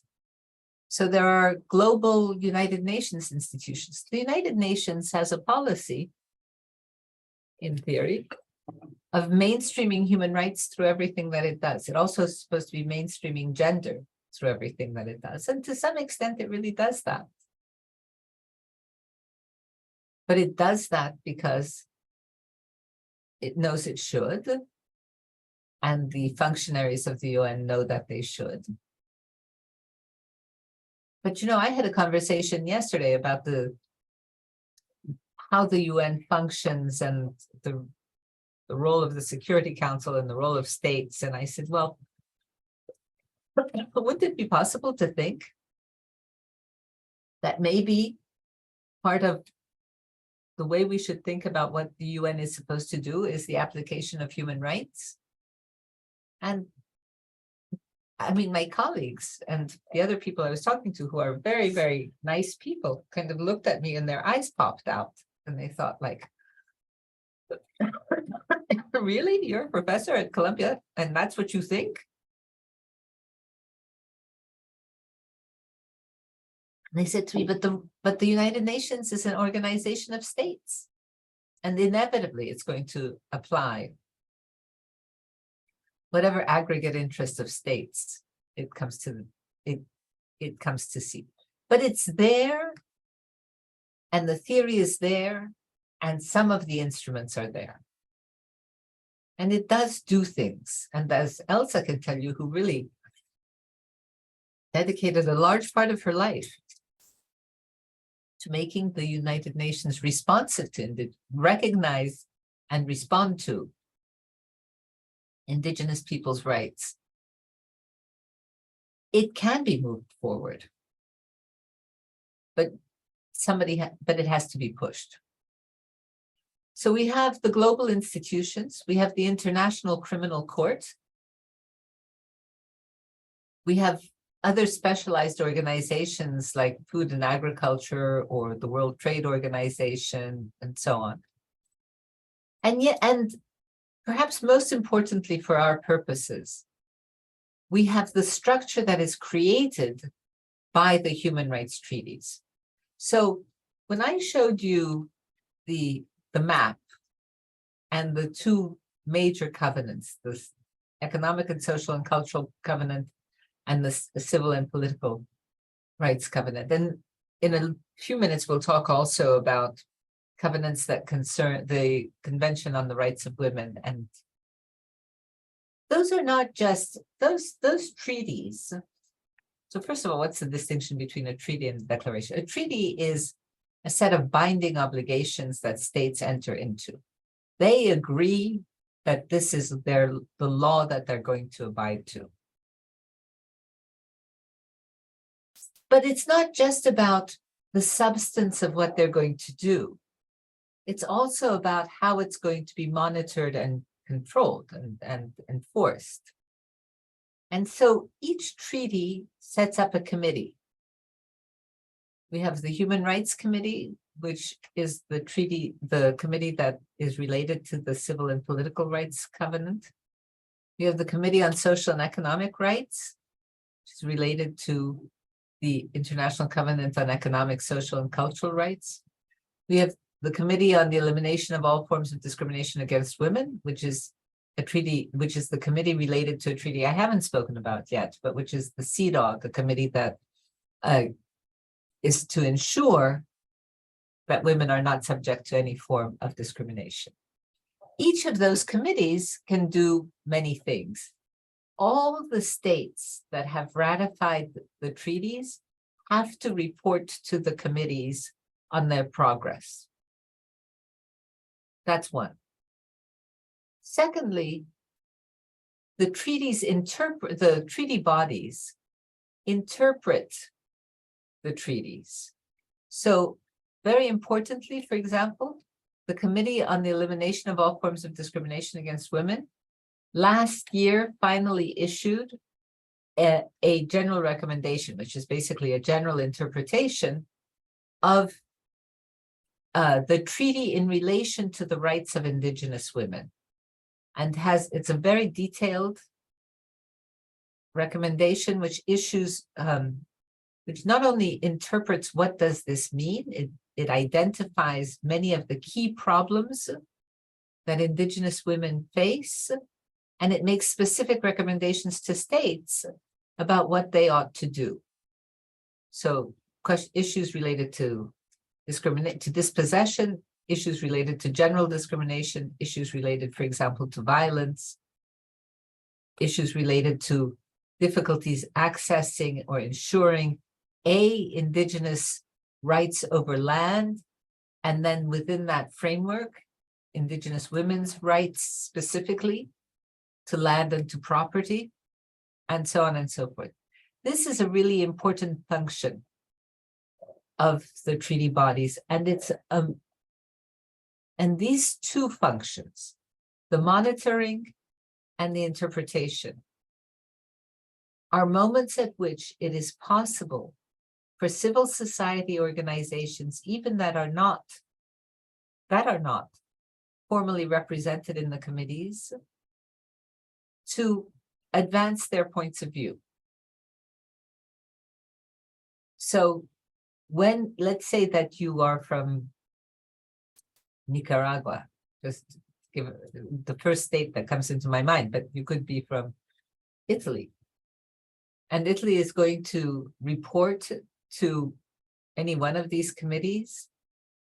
I could, together with and following certain procedures, I could work with other friends and colleagues to submit a civil society report so that the committee, when it reads about Italy or when it discusses the Italian case, does not just hear the government's point of view. And you can do that. And that's something that I think is really important for all people, to identify the key issues and to find the way to make your voice heard when the state that you deal with every day and the government that you deal with every day has to report. When you do that, you form coalitions with other groups and you make your voice, your collective voices heard in an important institutional setting. So we can jump over the next couple of slides. We just move on from this.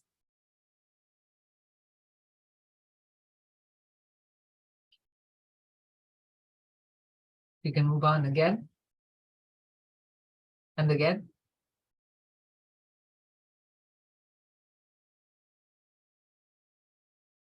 Okay. So I'm just going to talk this part because I want to leave a good amount of time for conversation. But if you could move on to this or move back to a slide that's called Tools of IHRL. And it was before the first slide that I told you to jump.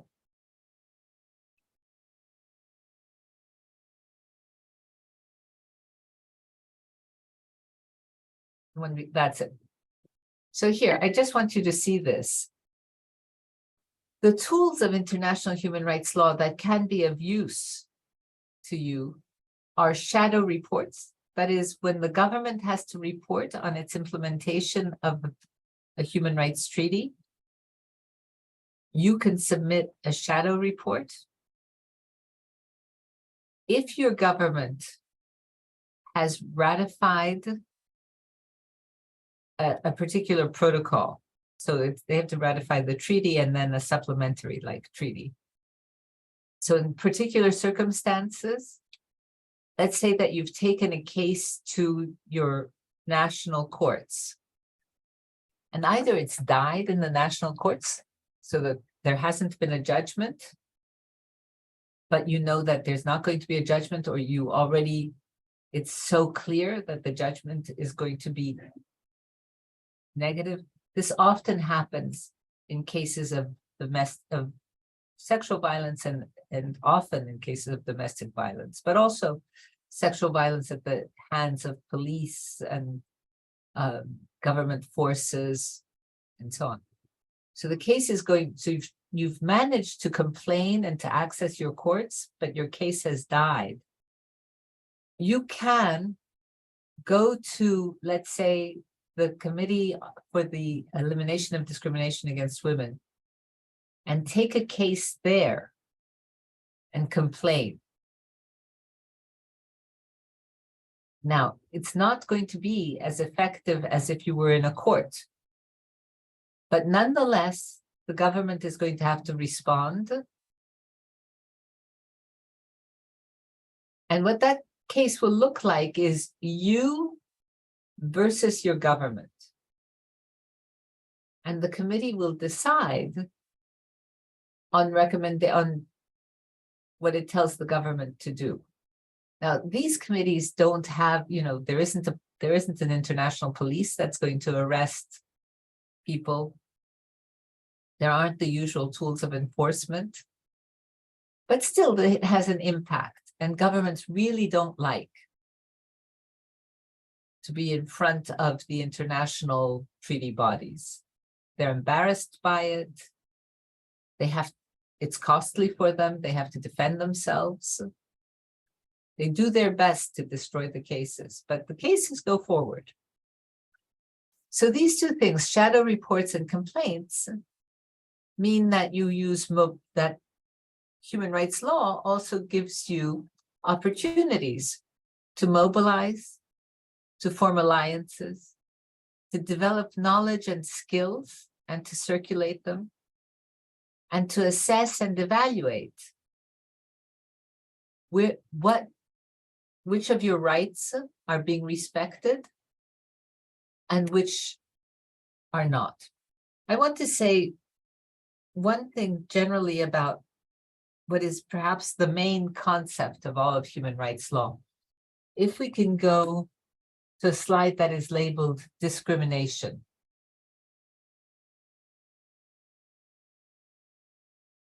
So the fundamental concept, we have the covenants and they guarantee substantive rights. Then we have treaties like the Convention for the Elimination of All Forms of Discrimination Against Women. Those kinds of treaties explicitly revolve around the concept of discrimination. But what is discrimination? And what is discrimination? And in the CEDAW, it's against discrimination against women. So we have to ask, the issue that I want you to focus on is, there are two issues. One is, what is discrimination generally? And here's what I'm going to say, and I'm just going to say it generally, and then we can talk about it. I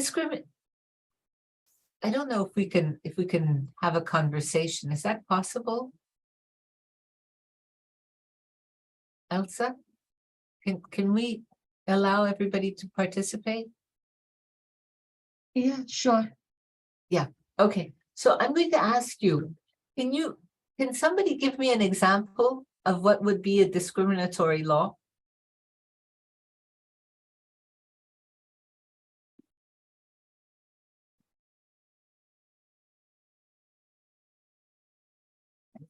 Elsa, you give me an example of discrimination. A simple, the first level of discrimination. Okay, we could say that women are, all women, says the law, hypothetical law, are obliged to give birth in in regular hospitals and not allowed to receive to do it at home with traditional midwives, for example. That could be an example of discrimination that would discriminate against groups that have cultures that perform this all the time. It's their regular way of giving birth. Right. So that's a very good example. That's very applicable, right? But it has many layers. And so one layer is it's about women. And you could ask the question, are all men, or is everybody in the population obliged to access medicine or health services in public hospitals? Or not? So you would ask that question, right? And that could be a discrimination on the basis of sex. Here you're also saying there's a difference between cultures, and only some cultures are having their practices recognized and other cultures are being prohibited from having their cultures recognized. The thing with, I'm going to give you two really simple examples, and then we'll go back to Elsa's more complex but very pertinent example. So one very straightforward way of thinking about discrimination is girls have to stay home out. Elementary school is for all boys and girls, but in the 5th year, the last year of school, girls stay home and boys go to school. Right? That's a really simple form of discrimination. or the kinds of discrimination that used to exist. I'll give you an example that's not pertinent, but was typical not that many years ago. Many diplomatic services, many diplomatic services. If a woman got married, she had to quit her job. She was no longer able to work in the foreign service of a country. If a man got married, that was normal.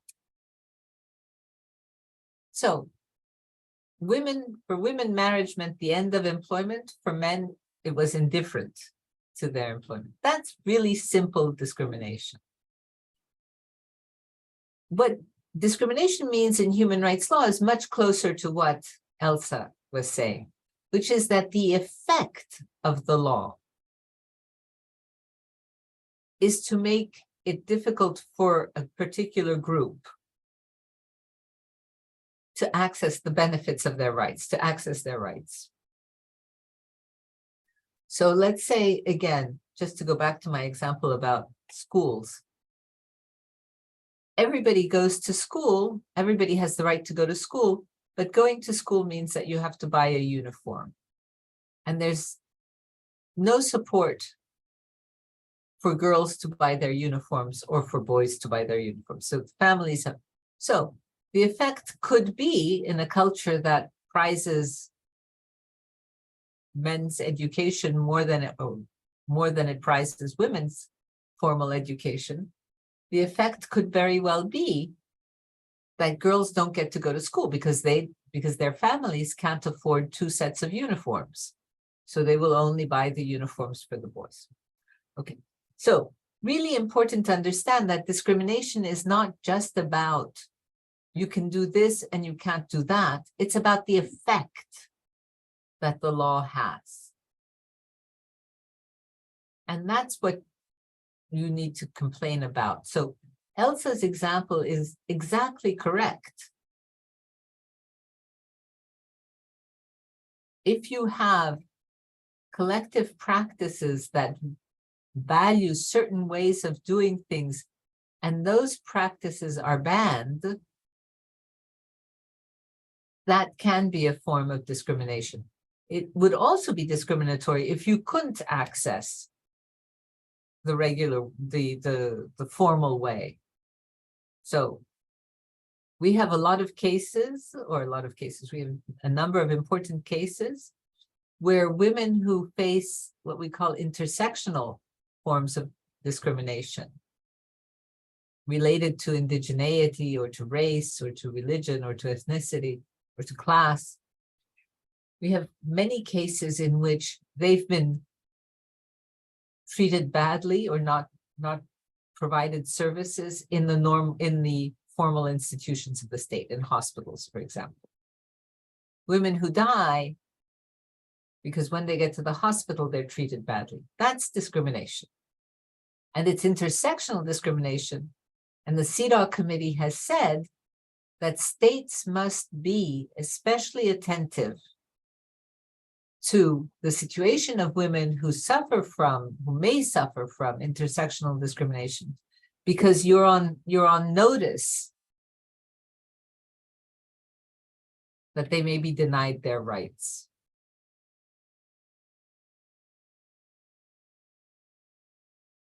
I want also to say that sexual violence is a form under human rights law of discrimination. We have a lot of discussions, and it may be that it will happen, that sexual violence will be the subject of a special treaty in itself. There are many regional treaties.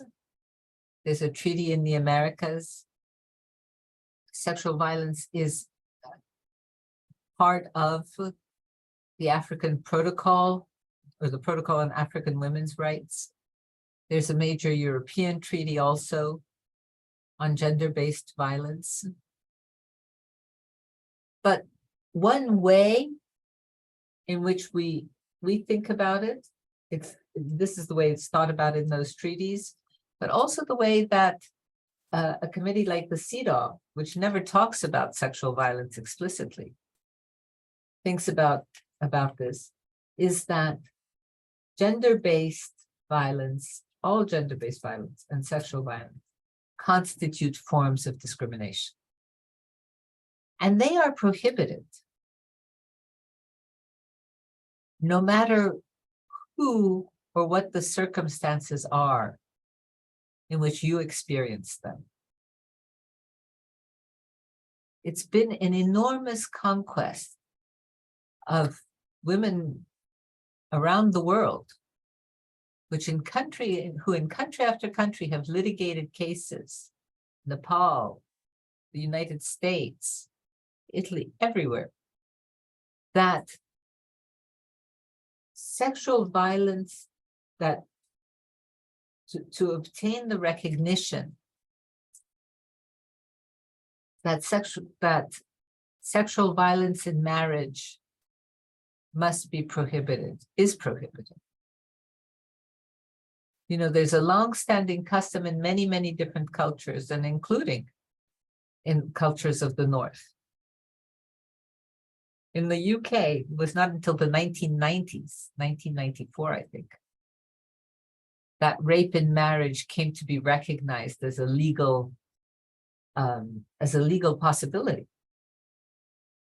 In many different cultures, the assumption is that a woman who is married, sometimes even informally married, has through the act of marriage, consented once and forever to sexual access of her husband.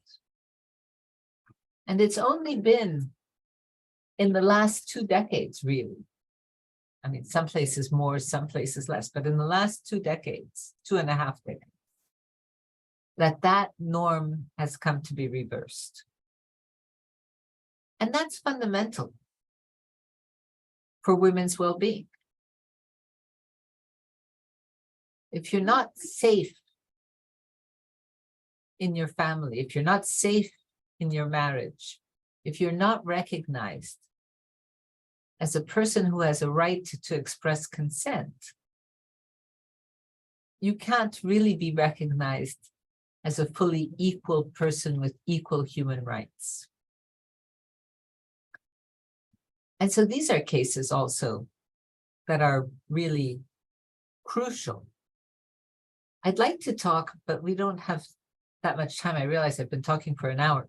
I'd like to talk about them, or I'd be happy to think together about the many other ways in which discrimination manifests itself, both within a culture and with respect to the broader culture. Discrimination on the labor market. Discrimination, for example, and this is, I think, also fundamental, with respect to reproductive rights, both rights to govern your own reproduction, but also the right to have and to keep your children as your own. We know that in many contexts, social services tend to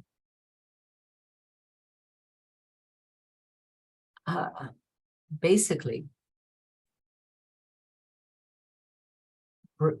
take into foster care the children of women, of Indigenous women, of Black women in the United States, of women who, for many reasons, suffer from intersectional forms of discrimination. That's a profound violation of human rights. The stories of that expropriation, which have been discussed also in seminars, in conferences that Elsa and Pimi have organized. You all know how dreadful the consequences of those policies, of those discriminatory policies are, and how long their legacies last. There are a lot of issues that relate to reproduction, to the right to have and to bear children, as well as to the right to not have and not have to bear children. There are a lot of issues also that are related to health and to the nexus between climate change and health. That's a topic about which I don't know very much, but I do know that the effects of climate change, which also lead to consequences on people's livelihoods, also include, and not just climate change, but the effects of pollution, the effects of basically environmental damage, also have very direct consequences on the health of women, and in particular, all women who are exposed to them, including very much Indigenous women. And that these two are now on the human rights agenda, and we are beginning to have the means to be able to address them. So the message that I want to give to you is that human rights law, in some ways, promises us the world. It tells us we have a right to life, we have a right to the pursuit of our well-being, we have the right to the freedom of expression, we have a right to have enough food, to have healthy lives ourselves and healthy lives for our children. Almost everything that you can think of. To be equal in our families and in our marriages, to have equal access to citizenship, not to be dispossessed of your rights to community and to identity because you've married the wrong person, and so on and so forth. But all of these are a promise that we are the ones who have to make real.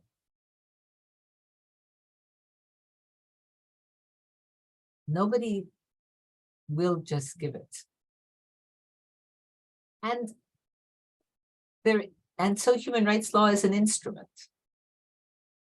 It's not all powerful, but it can do some things. So that's the message I'd like to leave you with. And I'm happy to take any questions.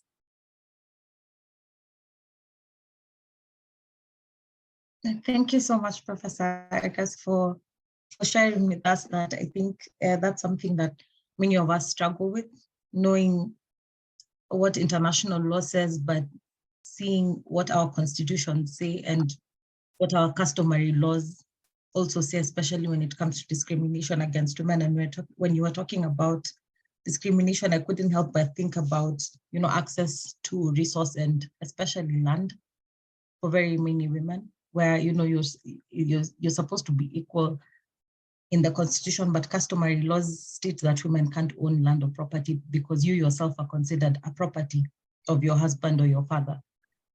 And those are some of, I think, the discriminatory laws that many of our communities have. So thank you for highlighting some of the instruments and that we can use at the international level.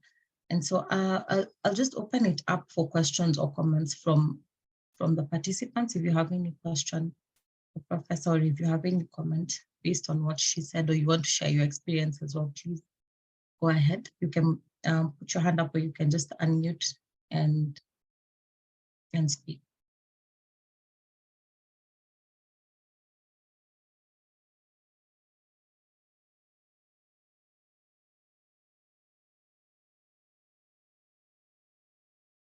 Well, if I could say something to that point about the role of customary law and the role of constitutions in delegating to tribal authorities or to religious authorities. And, that really is extremely widespread. I grew up with a system that had a certain amount of delegation like that. And I think that the only way to deal with that is really to litigate it.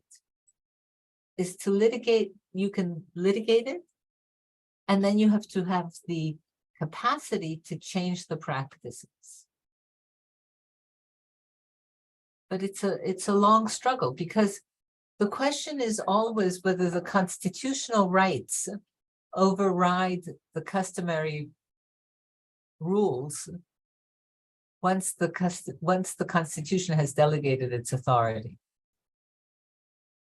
And what international human rights law says is that no community can structure rules that violate human rights, that violate the human rights of all individuals, that the collective rights don't override the individual rights, even though the collective rights are very important.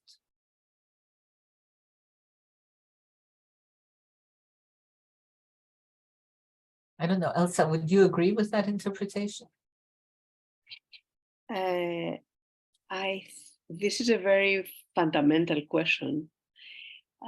And in my own understanding, it's not whether collective, the individual will have priority over the collective exactly, but only when collective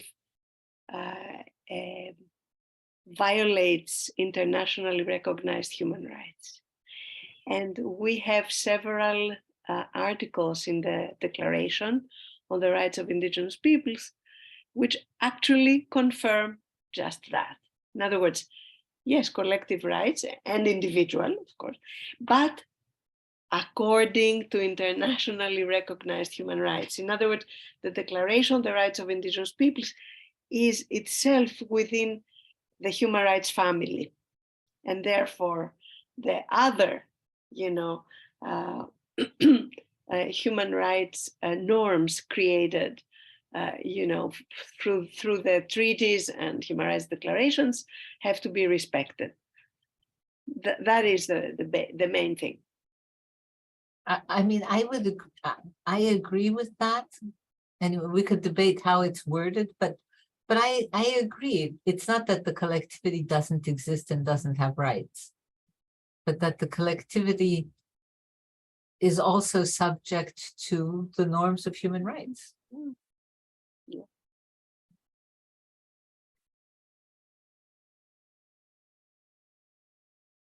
Well, thank you both of you for that synthesis. I know it's usually a very not just sensitive but also debatable conversation that we always have between collective, individual, international law, and customary law, or even national law. And then there's the regional law that also comes to play. So there's just a lot of laws that are in play when it comes to rights. And I think sometimes what I struggle with is the access to the information of this kind of laws for Indigenous women, especially because they traditionally don't live in city or urban dwellings, and so they don't even know that these rights exist, let alone being able to, do something about it, such as, write up a shadow report or do something. They don't have the capacity or the structures to do that. But I'm glad that we have this kind of school where we learn about these instruments and how to use them for our own communities. Regina, I think you had your hand up. Yes, thank you. Good evening from my side. So the professor mentioned earlier that women has like intersectional violation or right problem. So for example, like in Indonesia, you have mentioned before that we should have right to our belief, but in Indonesia, we are mandatory only have 6 religions, which is we have to choose one.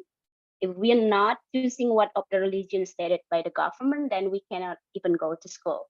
And in our family, actually, if you are from a Catholic family and you're mandatory to be a Catholic also, and if you are Muslim, then you have to be Muslim also. So if you choose to convert to another religion stance, you will be like being the black sheep of the family, and you're not allowed to go home and something like that. So it's happened a lot in Indonesia. And also like different religion marriage also is not possible in Indonesia. The law doesn't really accommodate it. So if I'm for example, Catholic and I have to marry to a Muslim, then I have to convert, or he has to convert.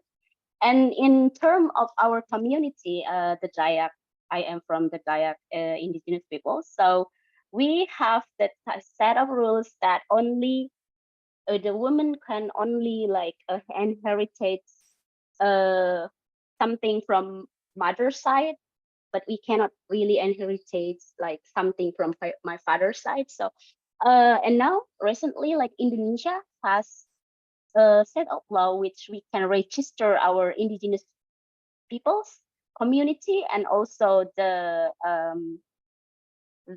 forest also to the government, but it's become contradictory because, for example, when we are getting recognized legally and formally by the government, it means that our customary law is the only law that can be enforced in our areas, which is as I mentioned before, that like with return with inheritance that we have, we can only follow the mother side of the paternal side. So we cannot really demand the state's law if we get recognition. So it's become really complicated here.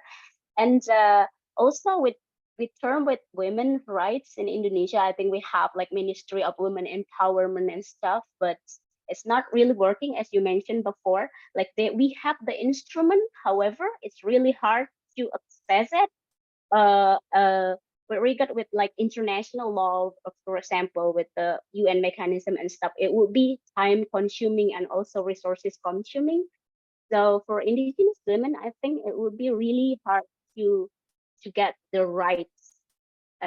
Maybe for in Indonesia also has this cultures like a victim blaming. So if you were like the victim of a violation of sexual harassment, is a sexual violation. So it is the society always said that it's the woman is in the wrong side. And there is also proposed law recently that the victim of the violation should marry the perpetrator. So it would be really messed up actually. And because Indonesia is predominantly Muslim, so like the Sharia law, it is not formally like enforced in the country, but it is like softly like really enforced in our country. So for example, like in the religions that the woman always be the second. So when you're married to a man, you become the property of the man. So with regard with the sexual violence and marriage, it doesn't exist in Indonesia because, as I said before, that if you marry then you become the property. And also it is mentioned in the Quran, if you're not serving your husband, it's become the sins. And because as I mentioned before, we even put the religion in our identity card.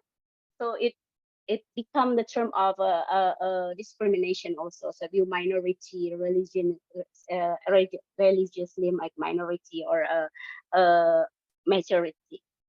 So I would like to ask, like, how would I, as one of the women in the community, like raise awareness, for example, for the like victim blaming society, so I can raise awareness for the women in my society to raise awareness about that the victim is not in the wrong, like because they are the victim. It doesn't matter what you wear. It is always like the perpetrator's fault if the violations happens. Thank you. I'm not sure I understood the question though. Thank you for telling us the situation, and also, for one of the things that really struck me was the threat to women's rights that are associated with recognition of the collectivity, if I've understood correctly. Is that, did I understand rightly there? That you said, yes. Yes. exactly, because this is a problem that has been faced in other countries. For example, it was faced in India. And where the issue is, if you are a member of a community which is recognized by, for India, it was the large Muslim community.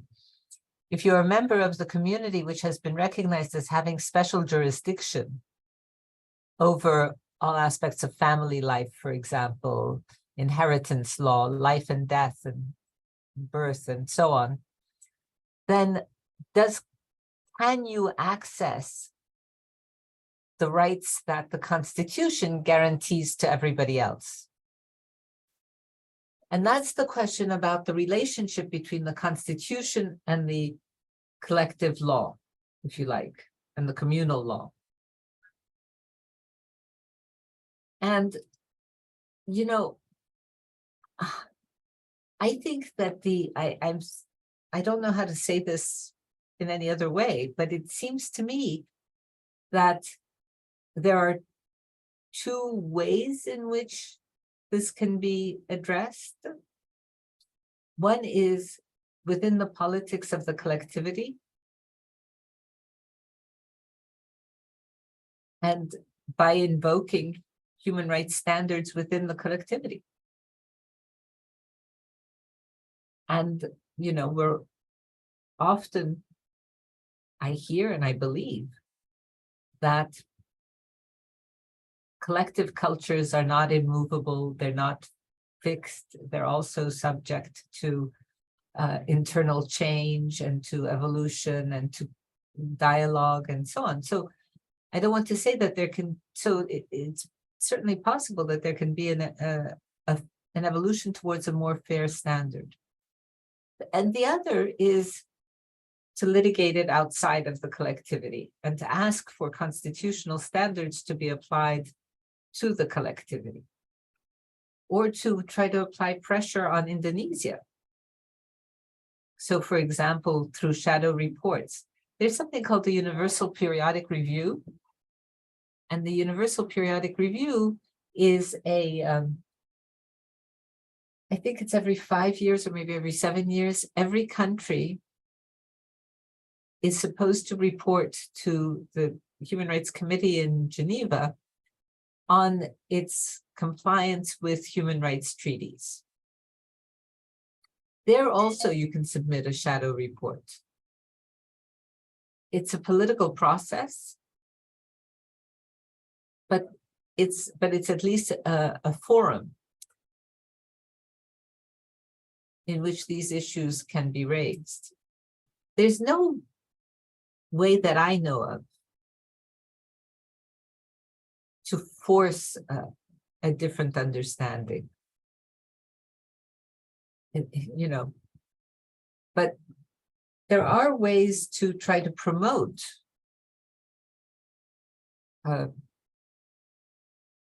openings. I know that somebody has been writing in the chat, and I haven't had a chance to look at the chats, so maybe.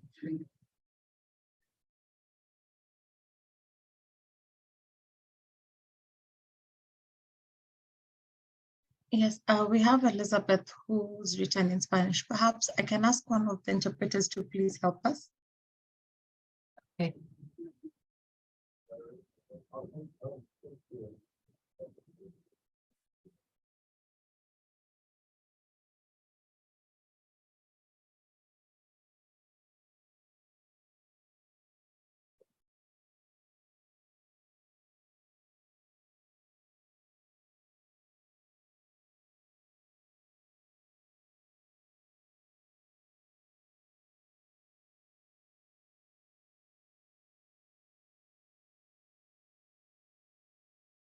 So if I've understood, Elizabeth, because I speak Italian, if I've understood,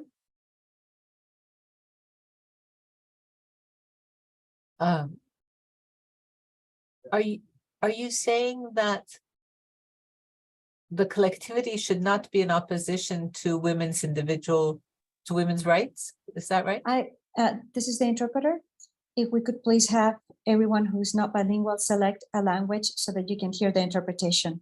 So please go to the bottom of your screen, click on the globe, and select your language. English, if you want to hear the English interpretation, and Spanish for Spanish. I'll give you just a second, and then I will do the interpretation again of the question for everyone. I don't think I have that.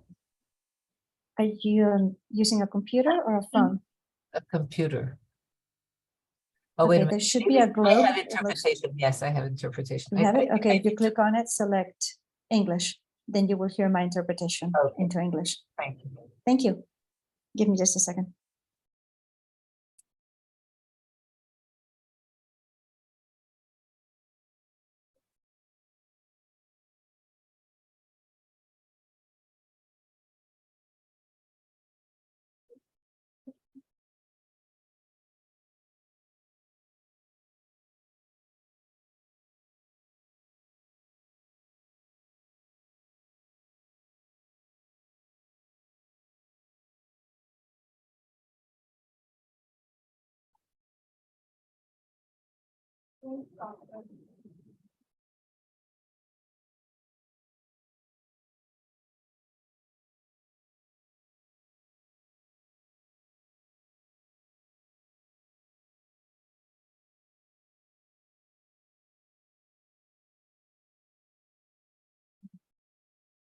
I mean, yeah. So let me. Can you hear me now? Now you can hear me. So yes, I mean, I think that that's true, or that's right, and that's something that can certainly be argued, that there ought to be ways to reconcile.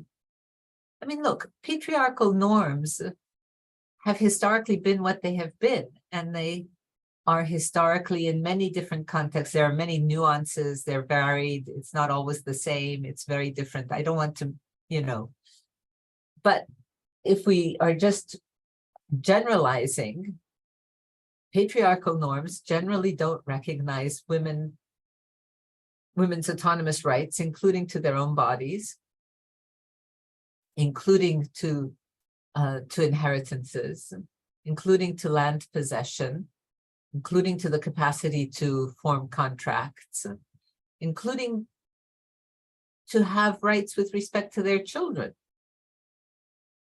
And so the evolution, those changing those norms is and always has been very hard. And one of the answers always is, this is not what we as a nation or a collectivity or a state are about. We have our traditional values. If you want, I can take this out of the specific setting of of Indigenous peoples. And for just one moment, let me tell you that for the past many years, but very acutely in the last 7 or 8 years, there has been a major push in the United Nations by countries that argue for what they call the traditional values agenda, which has been spearheaded actually by Russia, but not only by Russia, and which has been used to argue against women's individual rights, in particular in relation to the family, and also against LGBT rights. And the argument is something like this: rights relating to gender, to women's individuality, are rights that break apart a fundamental norm of our cultures. And then there are various other forms of that, right? Because not everybody argues the same thing, because some of them are more egalitarian than others, because some say, but women should be able to work, or but women must be able to work, or but some will say women should have access to abortion, whatever it is.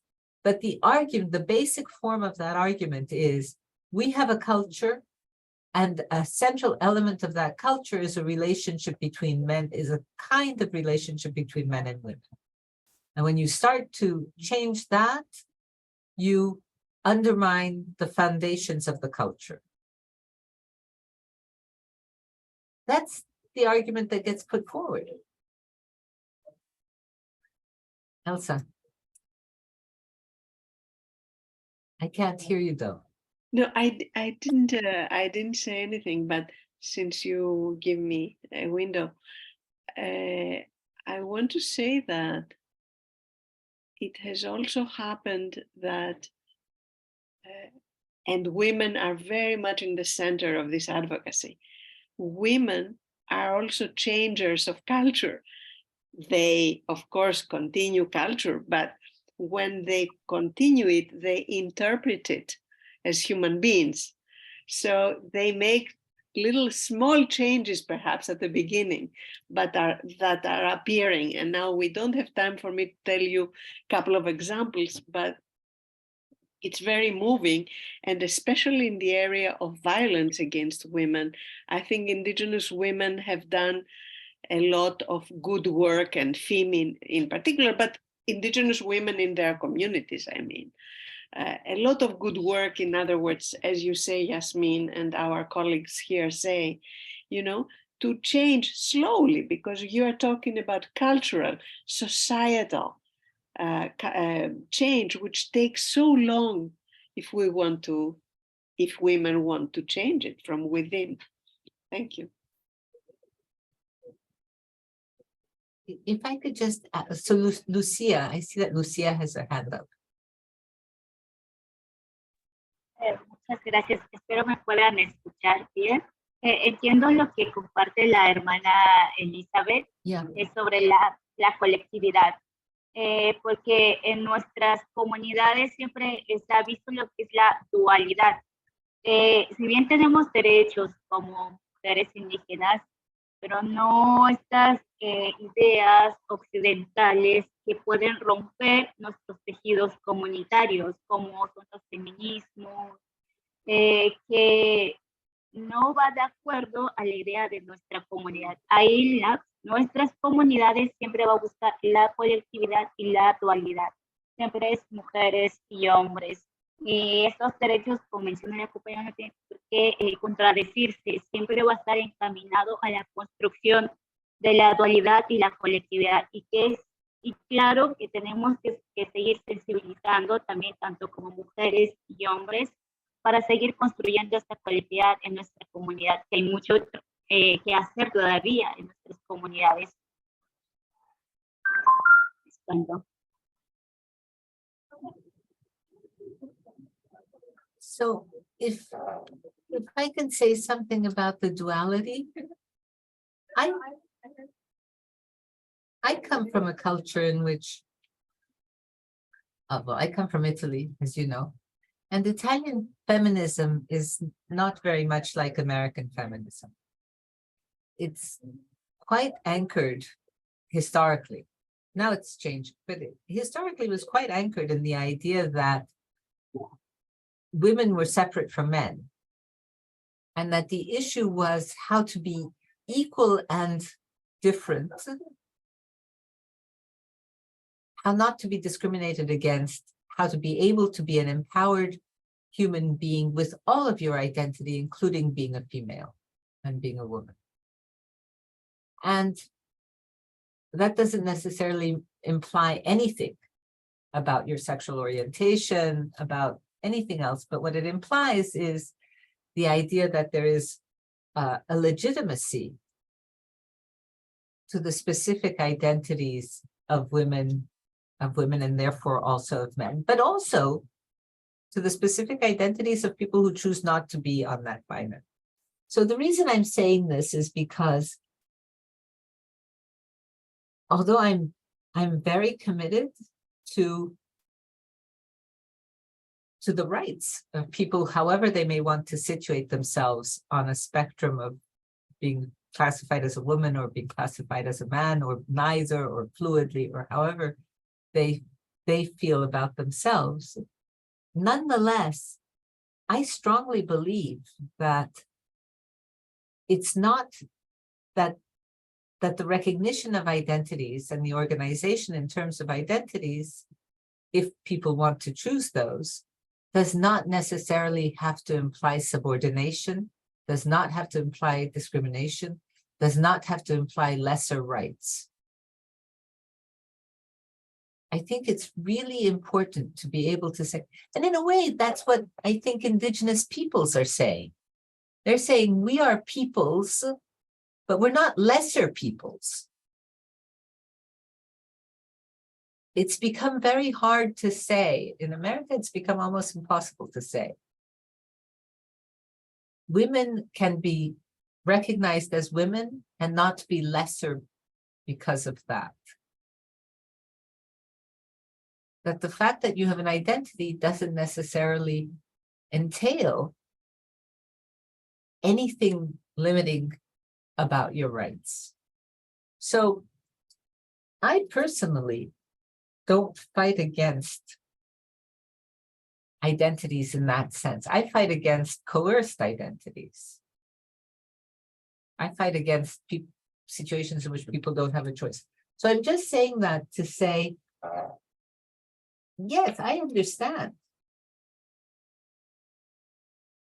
You know, that in many cultures, including, as I say, those I come from, to some extent at least, sexual differentiation is an organizing principle of social life. Not the point is that it should only be differentiating in certain areas where it matters and where people can voluntarily choose to be differentiated on this basis. Does that make sense? I'm not sure that I'm very clear about that, but it's something that I feel quite strongly about.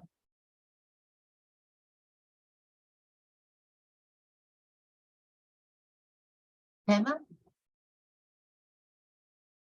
I think she's putting a thumbs up, meaning that it's clear, but I was just wondering, Professor, if perhaps someone else has a question that they want to follow up with you, if you're open to them following up with you on email.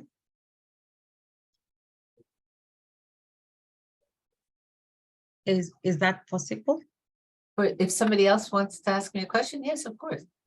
Well, not now, but you know, just follow up offline. Yes, of course, of course. Yeah. So Okay. I'm actually, something that may be of interest to all of you is, I'm actually on my way now to having a public conversation with Margot Wallström, who was the foreign minister of Sweden, who invented the concept of a feminist foreign policy. And I think that I will ask her about how in her, if I have the opportunity, I may not have the opportunity, but if I have the opportunity, I will ask her about how she views the possibilities of a feminist foreign policy in what is the real world that we live in, which is a world in which the major forms of governance that affect women's lives are not just states, but communal organizations. You know, how does she relate? How should diplomacy, feminist diplomacy, relate to a situation where it's really not enough just to have a round table of ambassadors? Well, please, if you have an opportunity to ask the question, we would love to hear what the response is. Okay, well, let's see if I manage to ask. But thank you all very much. You know, I always learn so much from these conversations that thank you from my heart. Thank you very much. And thank you so much, Professor Yasmin, for making the time to come to speak to this class, and also just for the continued support over the years to the school. So I'm happy to talk to anybody. So anyone who wants to have a follow-up question, we're going to be able to share an email that you can reach out to Professor with, and you can continue the conversation. Please just say FEME seminar or something so I know, because I get hundreds of emails a day, so I don't always recognize them. Okay. Sure. All right. Thank you so much. Thank you. And Just in conclusion, we want to share with you a small token of appreciation. Thank you.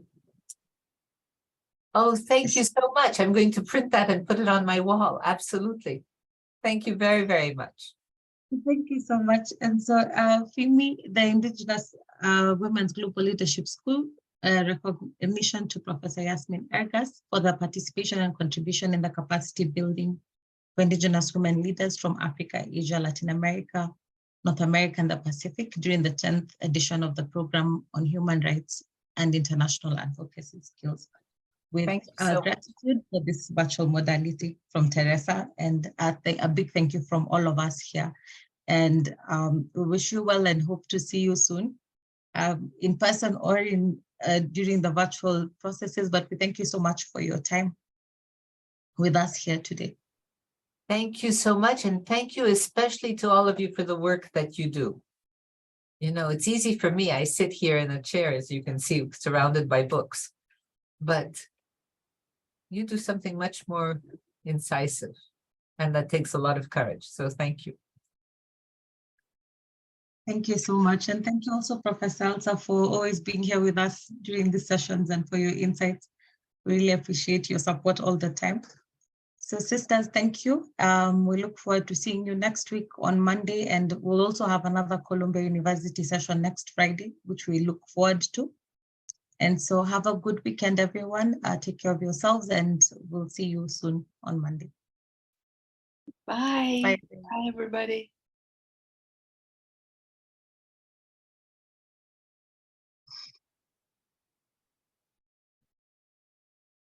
Vinay,